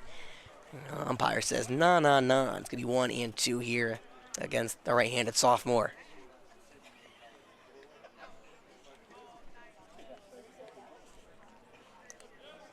After Chetwood on the deck, it's Rince Best, and after him, it's Evan Smith. That ball slashed foul. Staying at 1 and 2 goes to the backstop. If it gets that far in the hole is Monty Lafitte, the first baseman. We're going to assume it's Monty because we haven't really heard of any lineup changes. But we'll get to those lineup changes in a second because the pitching change may have switched some things around. 1 and 2 coming home. Chetwood lines that one in the left center. That's a base hit. He golfed it right over the shortstop Rodas. So Chetwood's on base for the 3rd time tonight. He's in fuego. And the Falcons have a no-out base runner here in the 6th. Up next for the Falcons, number 2, Rince Best. You can hear Rince Best, the name of him, ringing across. Falcon fans know and love this man. Coming off a season where he hit .278 with 13 RBIs. So far, he's 8 for 22 this season with 11 RBIs. However, tonight hasn't helped his case. He's 0 for 2. So we're going to talk about those pitching changes real quick. Monty's in the game. He stayed in the game. That pitch, Rents to hit and run. It's going to lift into center field. Plain will have a read on it. Go to his right, make the play for out number 1. It will force Chetwood back to the bag. So hit and run doesn't work for the Falcons. It's now 1 gone here in the 6th. Now it's Evan. So that's number 29. He's your place. Or no, it is Evan Smith. Excuse me. And Monty is on deck. Yeah, Monty is on deck. So basically, what I was trying to say before Rents rudely interrupted me, so Tyler now we put in Schalk. I'd imagine Tyler's going to still hit for Luke Schalk, considering Luke I don't think he's ever had a varsity at bat. Meaning Zach Sneed will be taken out and Joe Ray will be hitting in his place. Evan hard hit left side that gets the whole base hit. Jack Chetwood takes the hard run at second. He's going to try for 3. That relay throw going to not be cut off. It's going to get into third, which will allow a double for Evan Smith. And the Falcons now have 2nd and 3rd, 1 down here. Evan, beautiful ball. Smacked on the left side, and Rodas going to make a play. Kessler couldn't get it in and left. And the Falcons are threatening here in the 6th, something they haven't been able to do since the 3rd. Yeah, the pitchers hit 80 pitches. I wonder if... Yeah, Bullis, they don't have anyone in the... I mean, they started throwing a man earlier, and it looked like it was Brogan, I think, or someone else, but he hasn't been up since, so curious to see what they're going to do with Bullis. He may be in the field, their next pitcher. Now Bullis is trying to motion to the team. I'm not sure what he's thinking. He's calling for the pitching coach. Wow. I'm not sure what's going on. I've never seen that. That's the first time today. Bullis actually called for the pitching coach, saying, I want to talk to you. Pitching coach tried to kind of ignore him. I'm not sure why, but finally, after about 3 attempts, Bullis is going to bring him over, and they're going to have a mound visit over there, which allows AC Flora to come have a meeting with Coach Allen. So it's an interesting. What do you think's going on, Jeff? Yeah, I don't know. It's really weird. I've never seen that happen. Usually, you only see that when someone's hurt, but it doesn't look like he's hurt. I mean, it wouldn't be this long of a talk if he was hurt. No. Maybe since high school level, for those who don't know, usually for most of the time the coaches call their pitches for the pitcher. Sometimes if you're like Grant Loggins, they'll probably let him go or something, but usually the coaches call pitches. So maybe, I'm assuming, if I had to guess, Bullis may have caught something. Pitch strategy, yeah. Yeah, Bullis may have caught something and said, yeah, maybe, they're on. That was the curveball he threw to Evan. Maybe saying they're on the curveball. It's not throwing the curve anymore. Yeah. Well, that's the only thing I can think of because, there's no reason to call the pitching coach over for a long talk. Either way, Bullis will be done for the rest of this tournament. He's already over 80. Pitched a great game against Florida tonight. They're down by 5-0. That ball skied in the right center field. John Weed, the right fielder, having a long run in. Long run, he'll run under it, drops the ball in right. Everyone's going to move up a bag, and a run will score on the air. Monty will take it. And the Falcons push one more across. There's now a Tough scene from Weed. It was a long run from right field. It was a shallow hit from Monty. And he just overran it. So Lucas Beal now comes on with 2 on and 1 out. Falcons now up to 6 to nothing. And it's the 6th run coming across. Only 2 of them are earned off of Bullis.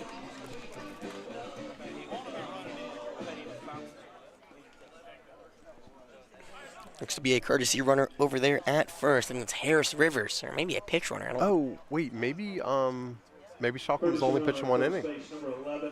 Potentially.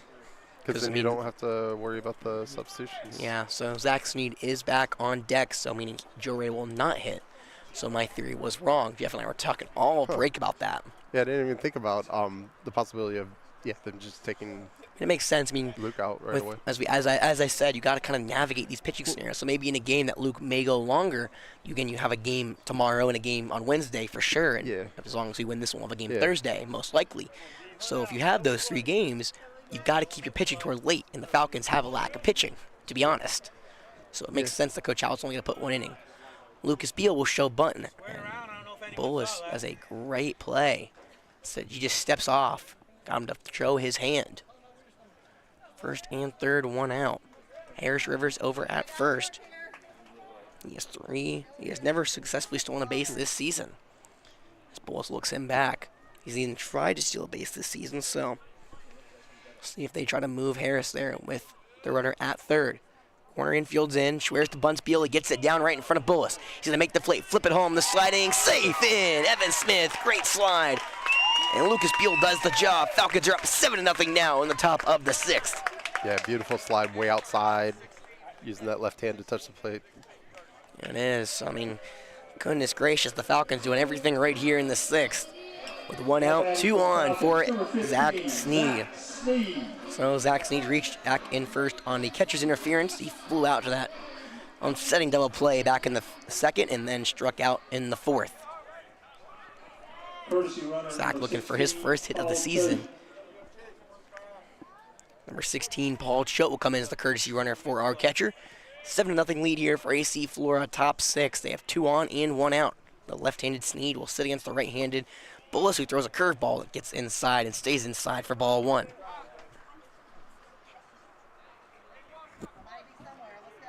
Falcons, so for just for clarification, since the technically quote-unquote winning run is technically on at the plate.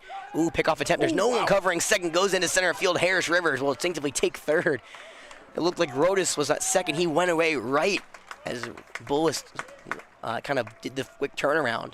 No one was covering. Harris was like, I'll just take 3rd. Why not? But I was really interrupted. The winning run is at home for Flora. However, they'd have to play the bottom of the 6th as their away team. The run rules now, it's 15 through 3 and 10 through 5. We're now through 5 innings, so the Falcons are up by 10 at the end of this inning. They will win. I feel the need to say that now since the winning run is at the plate. Obviously, the Falcons can go over that number as well. Second pitch to Sneed inside, gets away from the catcher. Harris will run and score standing up. Choate will get to 2nd. The Falcons bring in run number 3 in the inning. And a wild pitch will score Harris.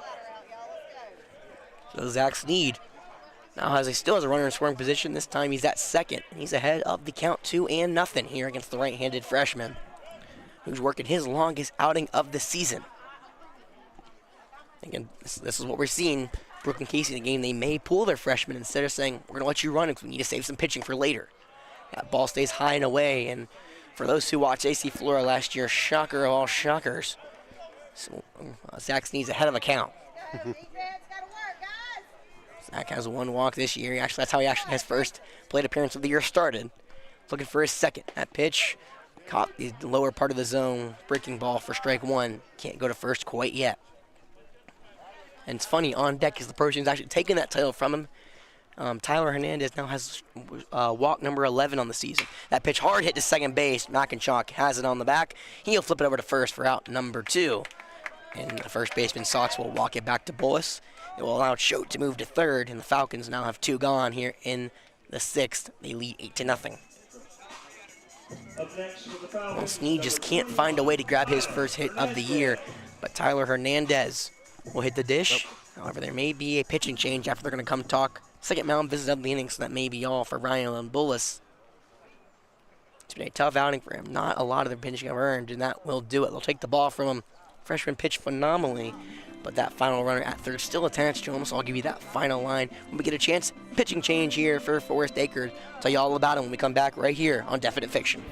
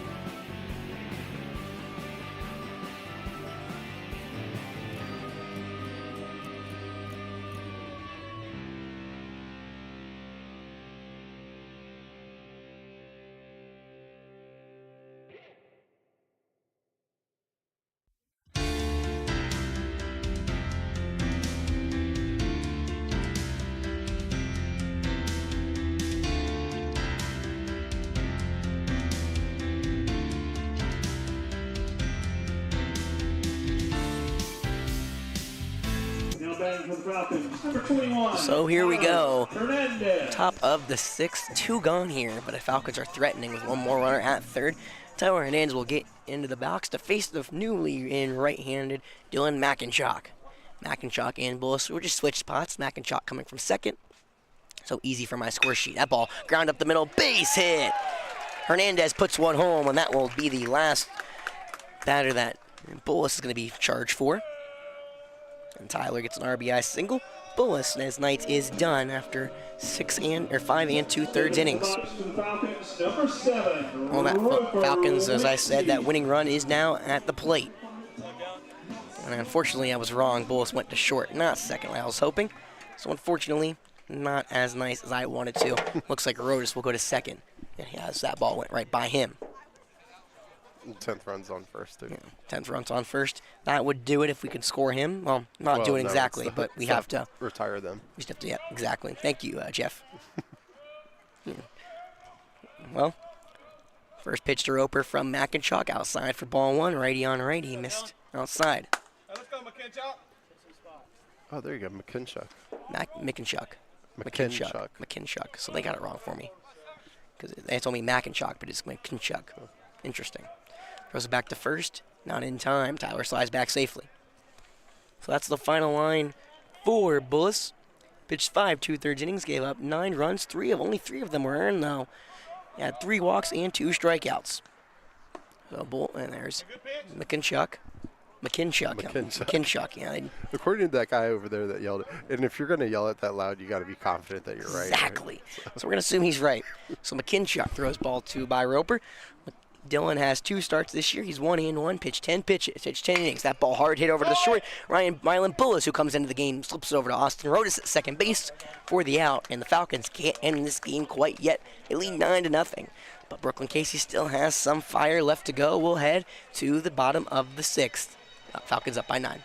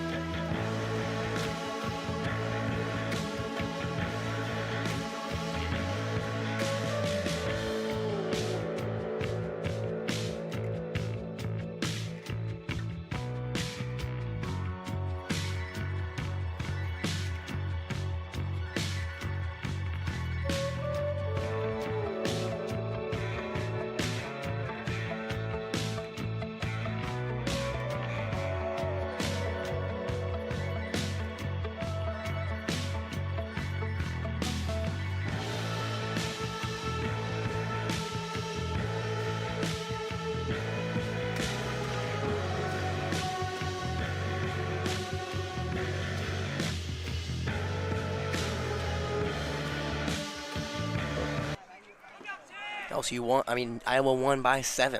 I won just so. LSU eliminated from the tournament. But here at Falcon Field, we're set to begin the bottom of the 6th. New pitcher for AC Flora, that's Andrew Johnson. And it's a player, not how you want to start that one. Hits Bennett Plain. So that's how he gets the board, not how Adger wants to start. Austin Rodas will come back to the dish.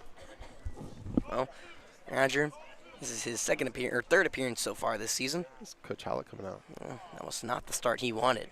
And quickly are going to pull him. So Monty Lafitte will come in, and Adger, I don't know what happened, but one batter faced, and he hit him. Not exactly how he wanted to go. So we'll get another pitching change here. I think that's going to be Joe Ray in the pitch for the Falcons. We'll be right back here on Definite Fiction. He's hasn't thrown a ball on the mound yet. Now we'll change after this.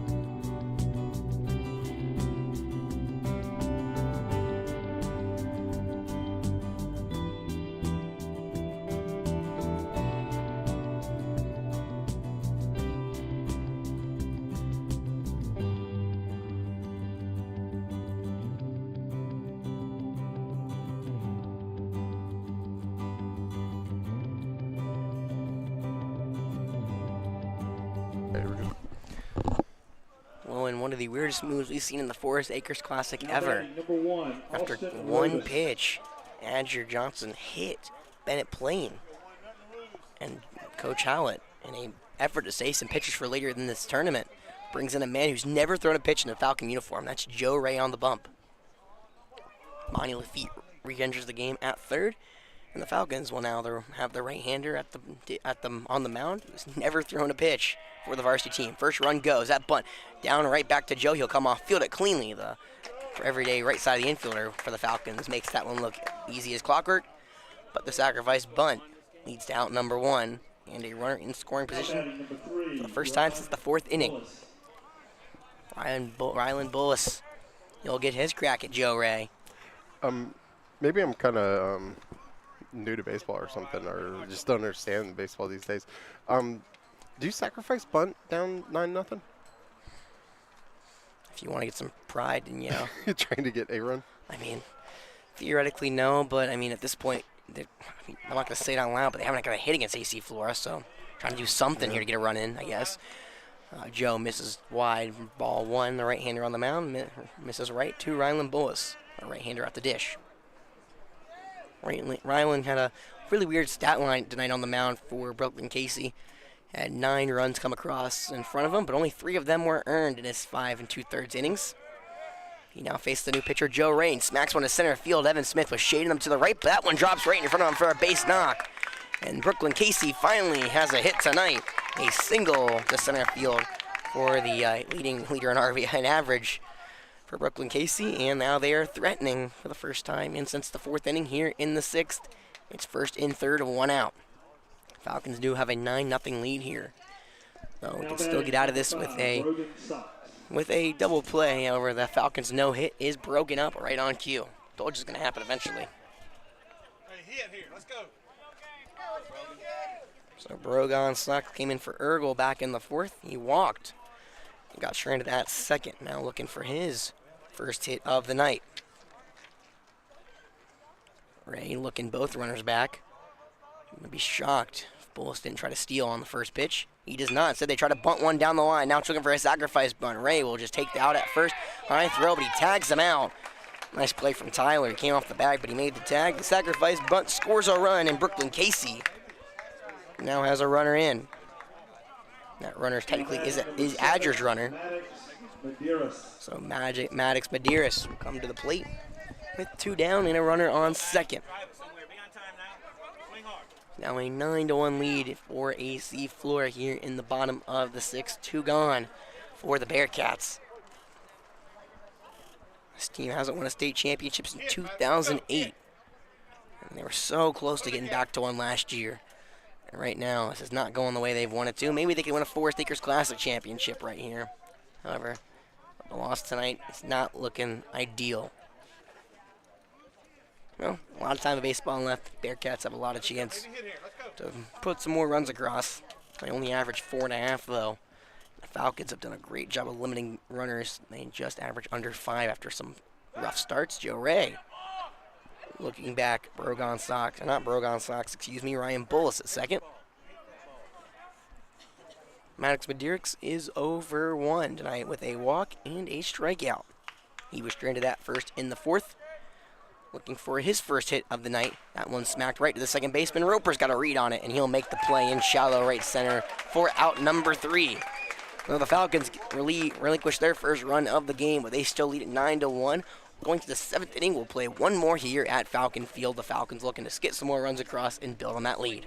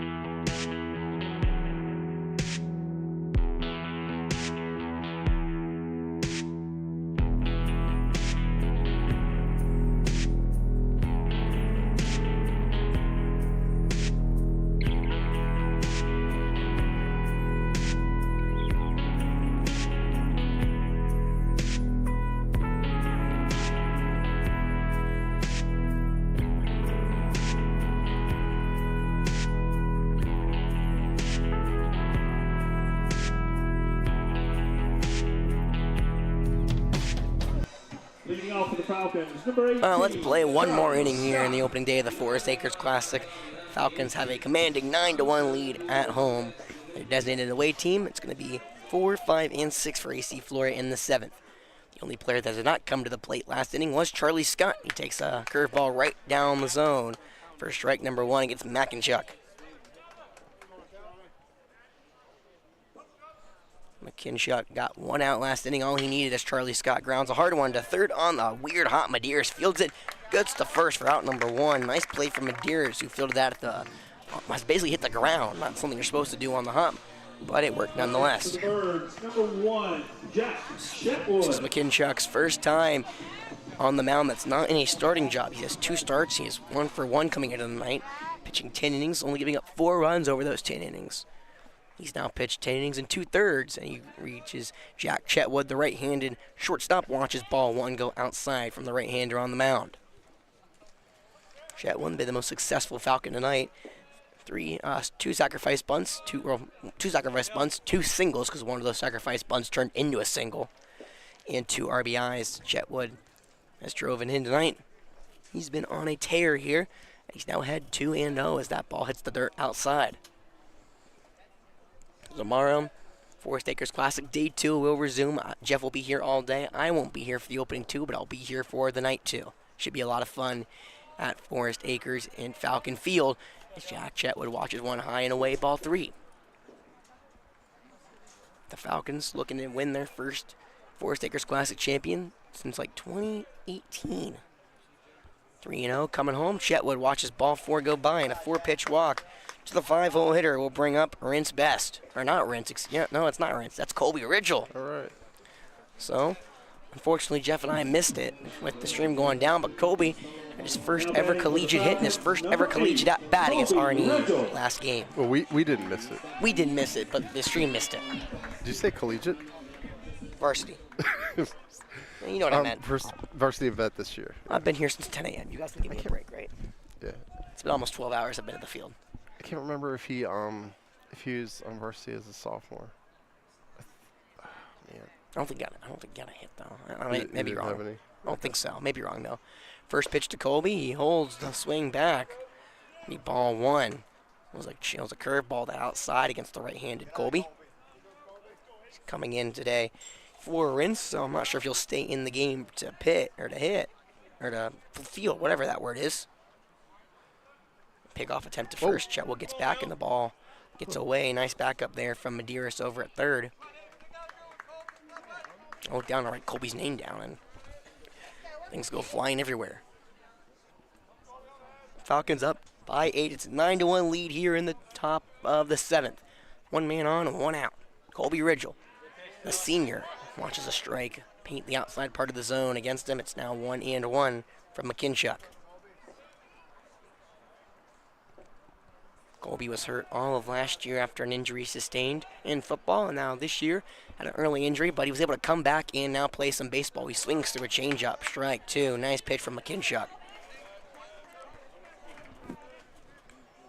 Dylan, one of the lone seniors on the team this year. He had a 4.85 ERA last year, had 4 appearances, 1 start, and a save for the Bearcats in their state championship appearance. That ball stays outside. It's now 2-2 for the senior at the dish. One of the lone senior versus senior battles you'll see for these two teams all tournament. And now throw back to first. Chetwood will slide back in safely. The sophomore at first has been impressive in this season, but he only has 1 steal to his name. I doubt they're going to send him here up 9-1, but you never know. 2-2 coming home. Ridgel, hard hit in the ground. It's a high pop-up for Medeiros. He'll throw to second for out number 1 to first. Colby Ridgel beats it out safely. So, runner out at second. Chetwood can't believe it. He's just staying there.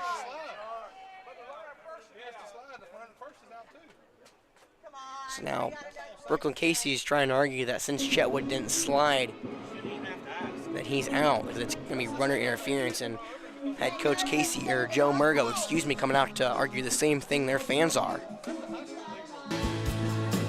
We got to play some background music with extended. So they're trying to say that since he didn't slide, it was runner interference, saying Colby Ridgel should be out at first. Umpire is now going to go converse. They've done a pretty good job today of conversing on a couple of really close calls today. Since this is a rare occurrence in a high school game, we get 3 umpires. They all get to talk and see what they all saw. It didn't look like there was any actual interference. I mean, yeah, it's one. I don't really know the exact rule in this one, to be honest. So I apologize. But I mean, the Brookland-Cayce side is saying he didn't slide, meaning he should be out. I'm not exactly sure if that is the rule. That's not. So if there's a play right at second base, and the runner's only halfway down, you don't have to slide. There's no play at the base. And I don't know. But it's one of the weird things. I don't know why Jack didn't slide. I think they're probably trying to talk to the intent. I don't think he thought they were going to go to second. I think he thought he beat it out. But Medeiros did a good job of getting that ball to Rodas in second, getting the force out, getting the lead runner at that.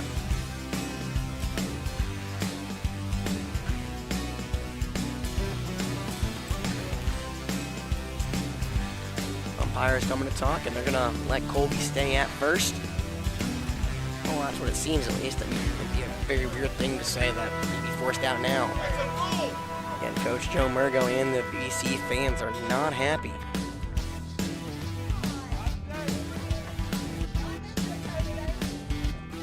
Take a long walk back to the dugout. BC fans are not happy here at Falcon Now Field. batting for Falcons, number 29, Evan Smith. Well, controversy aside, the Falcons still lead at 9-1 in the top of the 7th. There's now 2 down here for Evan Smith, the senior, who's come home to score 1 of the 9 runs today. He reached on an error in the 6th.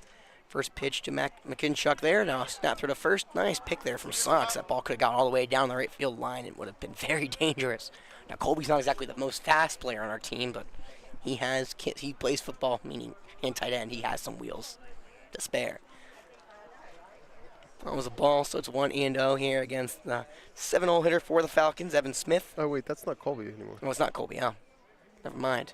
I didn't see us pull the. Is that Rentz? Oh wait, he came in for Rentz's spot. Yeah. Okay, then It's it's the, sub back. I didn't see the sleight of hand change. So Rent's best actually at first. Pitched Evan Smith hard ground on the left field line. Foul ball. 1-1. The count goes. So at the 5 o'clock game, Brookland-Cayce, they're going to be playing Dutch Fork, a team that had a phenomenal game against the Miller School. If you haven't seen that, go ahead and watch it. It was phenomenal. Got some pitchers duel, some runs, some great hitting, everything in one game. Been the game of the tournament easily so far. And then the Falcons will have the nightcap. Or no, yeah, they'll play against Dutch Fork. The Falcons have the Miller Hit off School. of him. Yeah, It hit him. It hit him. It hit They're him. dead. They're going to call it dead ball. They're calling it dead. I mean, the umpire came in front of them. Preston, it's easy. You can't throw it in the right field. Well, like the home plate umpire didn't make a call. The guy for second base did. So, well, ball hit him. Now it's 1-2 against Evan. And Rents will take the slow trot back to first. Oh, no, it's 0-2, I guess. 1 and 2. 1-2? Oh, thought he held 0. I'm losing it over here, guys. Oh wait, maybe he did, and I was just wrong. Pitch coming home. Curveball stays low. Ball. We're gonna assume it's ball 2. I think it's 2-2. Oh wait, no, he has 1-2. Wait, Uh-huh. how did I miss that? A long talk over it between the batters. Now pick off to first. Rents. It's back in safely. Rents has 2 stolen bases on the season, including 1 against R&E in their last game. Again, I doubt he'd send the runner up 9-1, but you never know in this situation. Throw the home, and Evans spoils a nice pitch there from McKinchuk. We'll do it all again. 1-2 here for the senior. Another lone senior-on-senior matchup as Evan Smith, a senior in center field for AC Flora, and the senior Dylan McKinchuk on the mound for the Bearcats. You said it was rare, and now it seems like it happens all the time. It was 2 of them. Come on. That ball, just another foul ball. Nice. Evan. He's spoiling some good pitches by McKinchuk. Keep working, Dylan. Falcons have officially, after the last inning, hit their over an average. They average 8 runs per game. Now they're at 9. Brookland-Cayce usually score around 4.5. They only have 1 this evening. Now break off to first, not in time. Evan gets back in safely. On deck for AC Flora, it's Monty Lafitte back in the game if it gets that far. McKinchuk trying to make sure this AC Flora lineup ends here and now. The pitch to Evans. Curveball got him swinging. Strike 3. McKinchuk has a relatively nice frame after all that controversy. Ends up getting the out at second and striking out Evan Smith. So we'll go to the bottom of the 7th. Brookland-Cayce needs 8 to tie and 9 to win.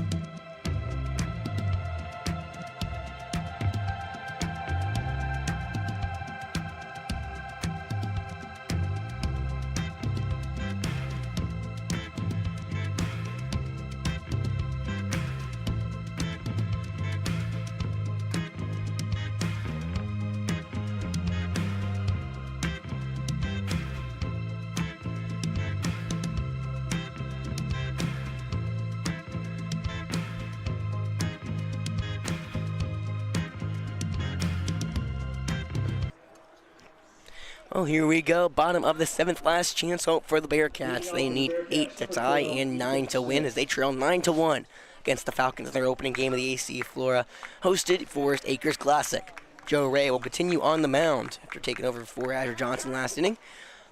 Meets his batter with a low and away ball 1. New pitcher. So I'll be getting these names wrong in my pregame. So Evan Smith's in center field. Ethan Smith's at the plate. Tell me that's not confusing. Yeah. Strike 1 outside part of the plate. Now right-hander Junior watches one go by.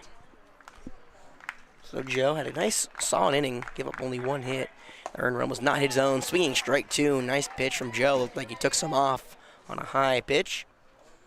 Evan tried to take it to the moon. Or Ethan. Yeah, see, I told you it's not there. Ethan behind 1-2. Joe Ray throws one outside, ball 2. Ethan Smith, the pitch hitter. He's a junior hitting 5 for 20 this year. He got hit 8 times last year. Hasn't found a hit by pitch yet this year. Pitch now thrown behind him. You can't make this stuff up, folks. I can't laugh. My voice is, you guys can hear. I mean, I haven't sung like I've said it in this stream. I've lost all good sense of my voice over the last couple days with the allergies. Drinking a lot of tea, so hopefully that helps when I get back home. Full count pitch coming home. Ray just missed outside, ball 4, and Ethan Smith will take his 5th walk of the season over to first. Oh, 1 on and nobody gone here for number 11, Peyton Murgo.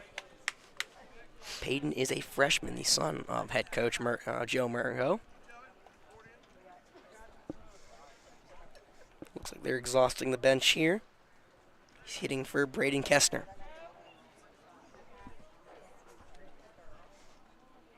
First pitch from Joe, high inside, gets the right-handed freshman, ball 1. Murgo is 0-2 tonight, his older brother's Parco. So it wasn't, so excuse me, I was wrong about the other one. I don't know who I said it was, but this is the other older guy who had the older brother Parker, not the guy I was mentioning earlier. That's right down Broadway for strike 1. I think I was talking about Preston Coggins. His brother does not play on this team. Parker Murgo did. He was, I'm assuming, the older brother of Peyton Murgo. So excuse me, BC fans, I apologize for my insolence again. I've been here since 10 a.m. Hopefully I'll come me a break on a couple of these things, including my voice. It's gone. 1-1 going the count. The right-hander comes in, deals inside pitch, caught the zone, strike 2. Nice pitch from Joe. Again, Joe has not touched the bump this season for AC Flora. He's not thrown a pitch on the mound, and so far he's coming in playing all right. Saving the Falcons a lot of arms. The back half of this tournament will be brutal for pitching.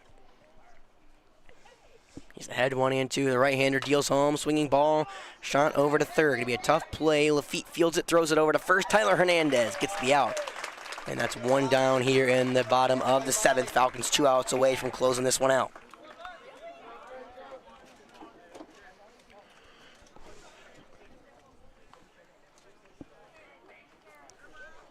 Great play from Lafitte. He took his time and threw him out. So in the spirit of wasting the bench, here comes Peyton Feaster. Now batting number 6, Peyton Feaster. Feaster is one of the lone seniors on this team, except he hasn't got much playing time. This is only his 3rd plate appearance of the season so far. And his other, well, I think his 3rd plate appearance, but his 2nd at bat, or 3rd at bat, he struck out once and he's walked once. Joe Ray will look to put this one away and get 1 out closer to finishing this game off. Swinging strike 1, the high heat inside, got the right-hander swinging through a fastball.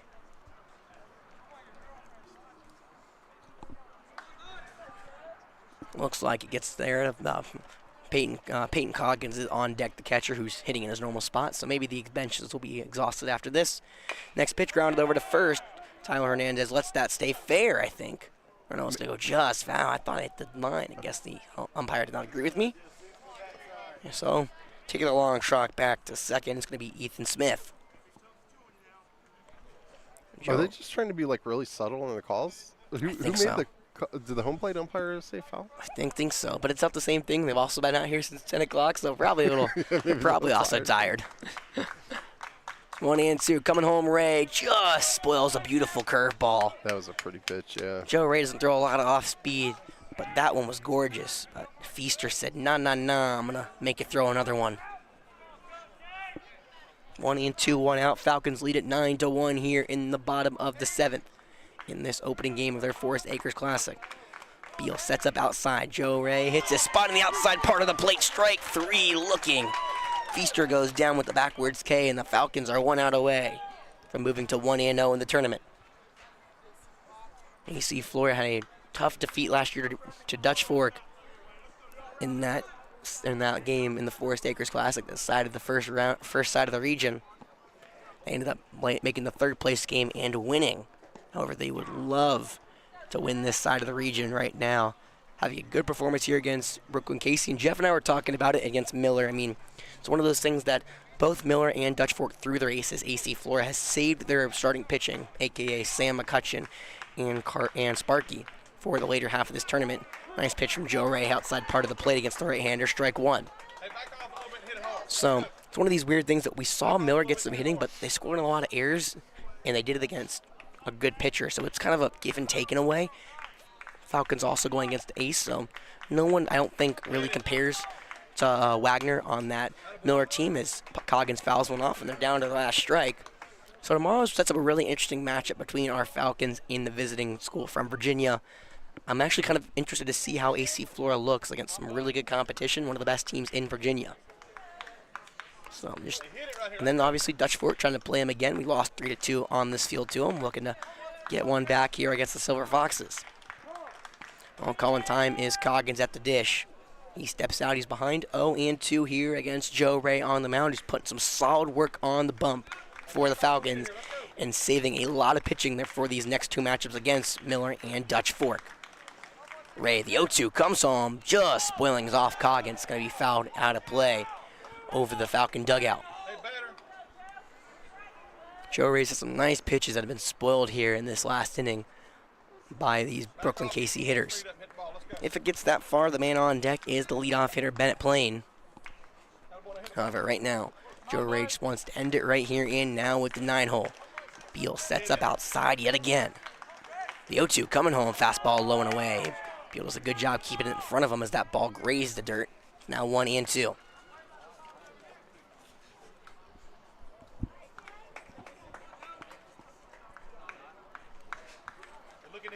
Boy, this Falcons, one more strike will have moved to 6-4. I'm not counting that first game. I got called in the 4th inning. That ball just fouled off again from Coggins, and won't do it again. Joe Ray just can't get rid of the pesky catcher. So I'm not counting that first game for either team. Both Brookland-Cayce and AC Flora had games called in the 4th inning too. Probably some rain, so we kind of scratch those. I know that's not what the teams say, but I did personally. So Falcons will move to 6-4 with the win. Home pitch, that ball lined in the left center field over the shortstop and will get down for a base hit. Coming around third is Ethan Smith. He will score in a RBI single for Coggins. Brings this game to 9-2. Now batting number 10, Bennett Plain. So top of the order goes for the Bearcats. A good at-bat for Coggins, who spilled a lot of good pitches off from Joe Ray. There's no one in the Falcon bullpen. I doubt we'd probably move someone in to pitch. But Bennett does have a run for these Brookland-Cayce Bearcats. He came around in the 6th after he was hit by a pitch from Adger. But he's also struck out and grounded out. So he's not put one into play, but he's come around and scored. So, well, as I try not to jinx the team, Falcons would move to 6-4 on the season. They have won 6 straight against Dreer, against Brookland-Cayce, 2 against Westwood, and 2 against RNE. They will set up a matchup against Miller, who I think moved to 9-3-1. They actually do have a tie in one of those preseason tournaments. And they have their stats available, so I did not want to take all of that. Unfortunately, it's already a lot of time with teams like Brookland-Cayce. You don't have their stats available to go through game by game and grit their stats. So with Miller, unfortunately, I did not take this tie out, which I think I did for Dutch Fork too, because they had also had a tie, but I was like, I'm not counting that tie if it's a preseason. It's just a lot more work to do it from Miller. First pitch to the leadoff hitter in there for strike number 1. Caught the outside part of the zone against the right-hander. They're telling Coggins to get back on the bag. Don't want him to get picked off here to end the game.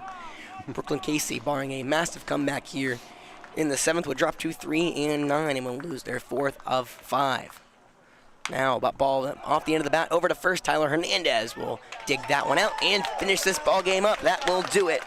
AC Flora wins this one by a final score of 9-2. It really never felt close. AC Flora was in control the entire time, kind of just made some silly mistakes at the plate and some unfortunate hits that just went right into the gloves of Bearcats. Brookland-Cayce will return here in the first of the nightcap. They will play, as I've said multiple times, the Silver Foxes of Dutch Fork. AC Flora will don the 8 o'clock game, as they will pretty much the whole entire round robin part of this tournament, and play what potentially could be the matchup of the day against Miller. Another one to watch is River Bluff versus Airport. Jeff will be here for that. I'll be watching on YouTube. You all should too, if you want to see some great baseball played between a top 10 team in 5A and a top 10 team in 4A. But that will do it from me and Jeff. Yeah, it was. I guess the weather's supposed to be about the same. Yeah, the weather's supposed to be the same. I guess if you didn't join us earlier, I talked about it a lot. The only day the weather's threatening for us is on Wednesday. But from what it looks like, it's supposed to rain throughout the morning, but it's supposed to stop up around like 10 o'clock. So theoretically, put the tarp out. We maybe at the back of the game like an hour or something, but you get those games in because you don't want teams like Miller who come down from Virginia. I mean, you heard about it earlier in the broadcast. You got hotels rooms for them. I doubt they're going to play through Friday with it. So try to get them in and out here by Thursday and get them home. I mean, 'cause I doubt they pay for hotels Thursday night. Yeah, if there's a delay on Wednesday, they would probably switch to 5-inning games. And then, so starts at 2 o'clock with 5-inning games every 2 hours or something like that. Yeah, I mean, right now it's supposed to rain up until around 10. Again, if we just put that tarp out, I mean, theoretically, avoid some danger. It will rain now. It will rain, but again, just get the tarps. Should be all right. And then Thursday and Friday look beautiful. I mean, Tuesday and Thursday look beautiful. Tuesday's going to be a high 85, so a little hotter today, but partly cloudy. And then Thursday's supposed to be 64, so maybe a little on the cooler side, but there's no night game, so it really won't matter. Yeah. So, yeah. All right. Well, that was it. That was it. Yeah, thanks for watching, people, and See you tomorrow. All right.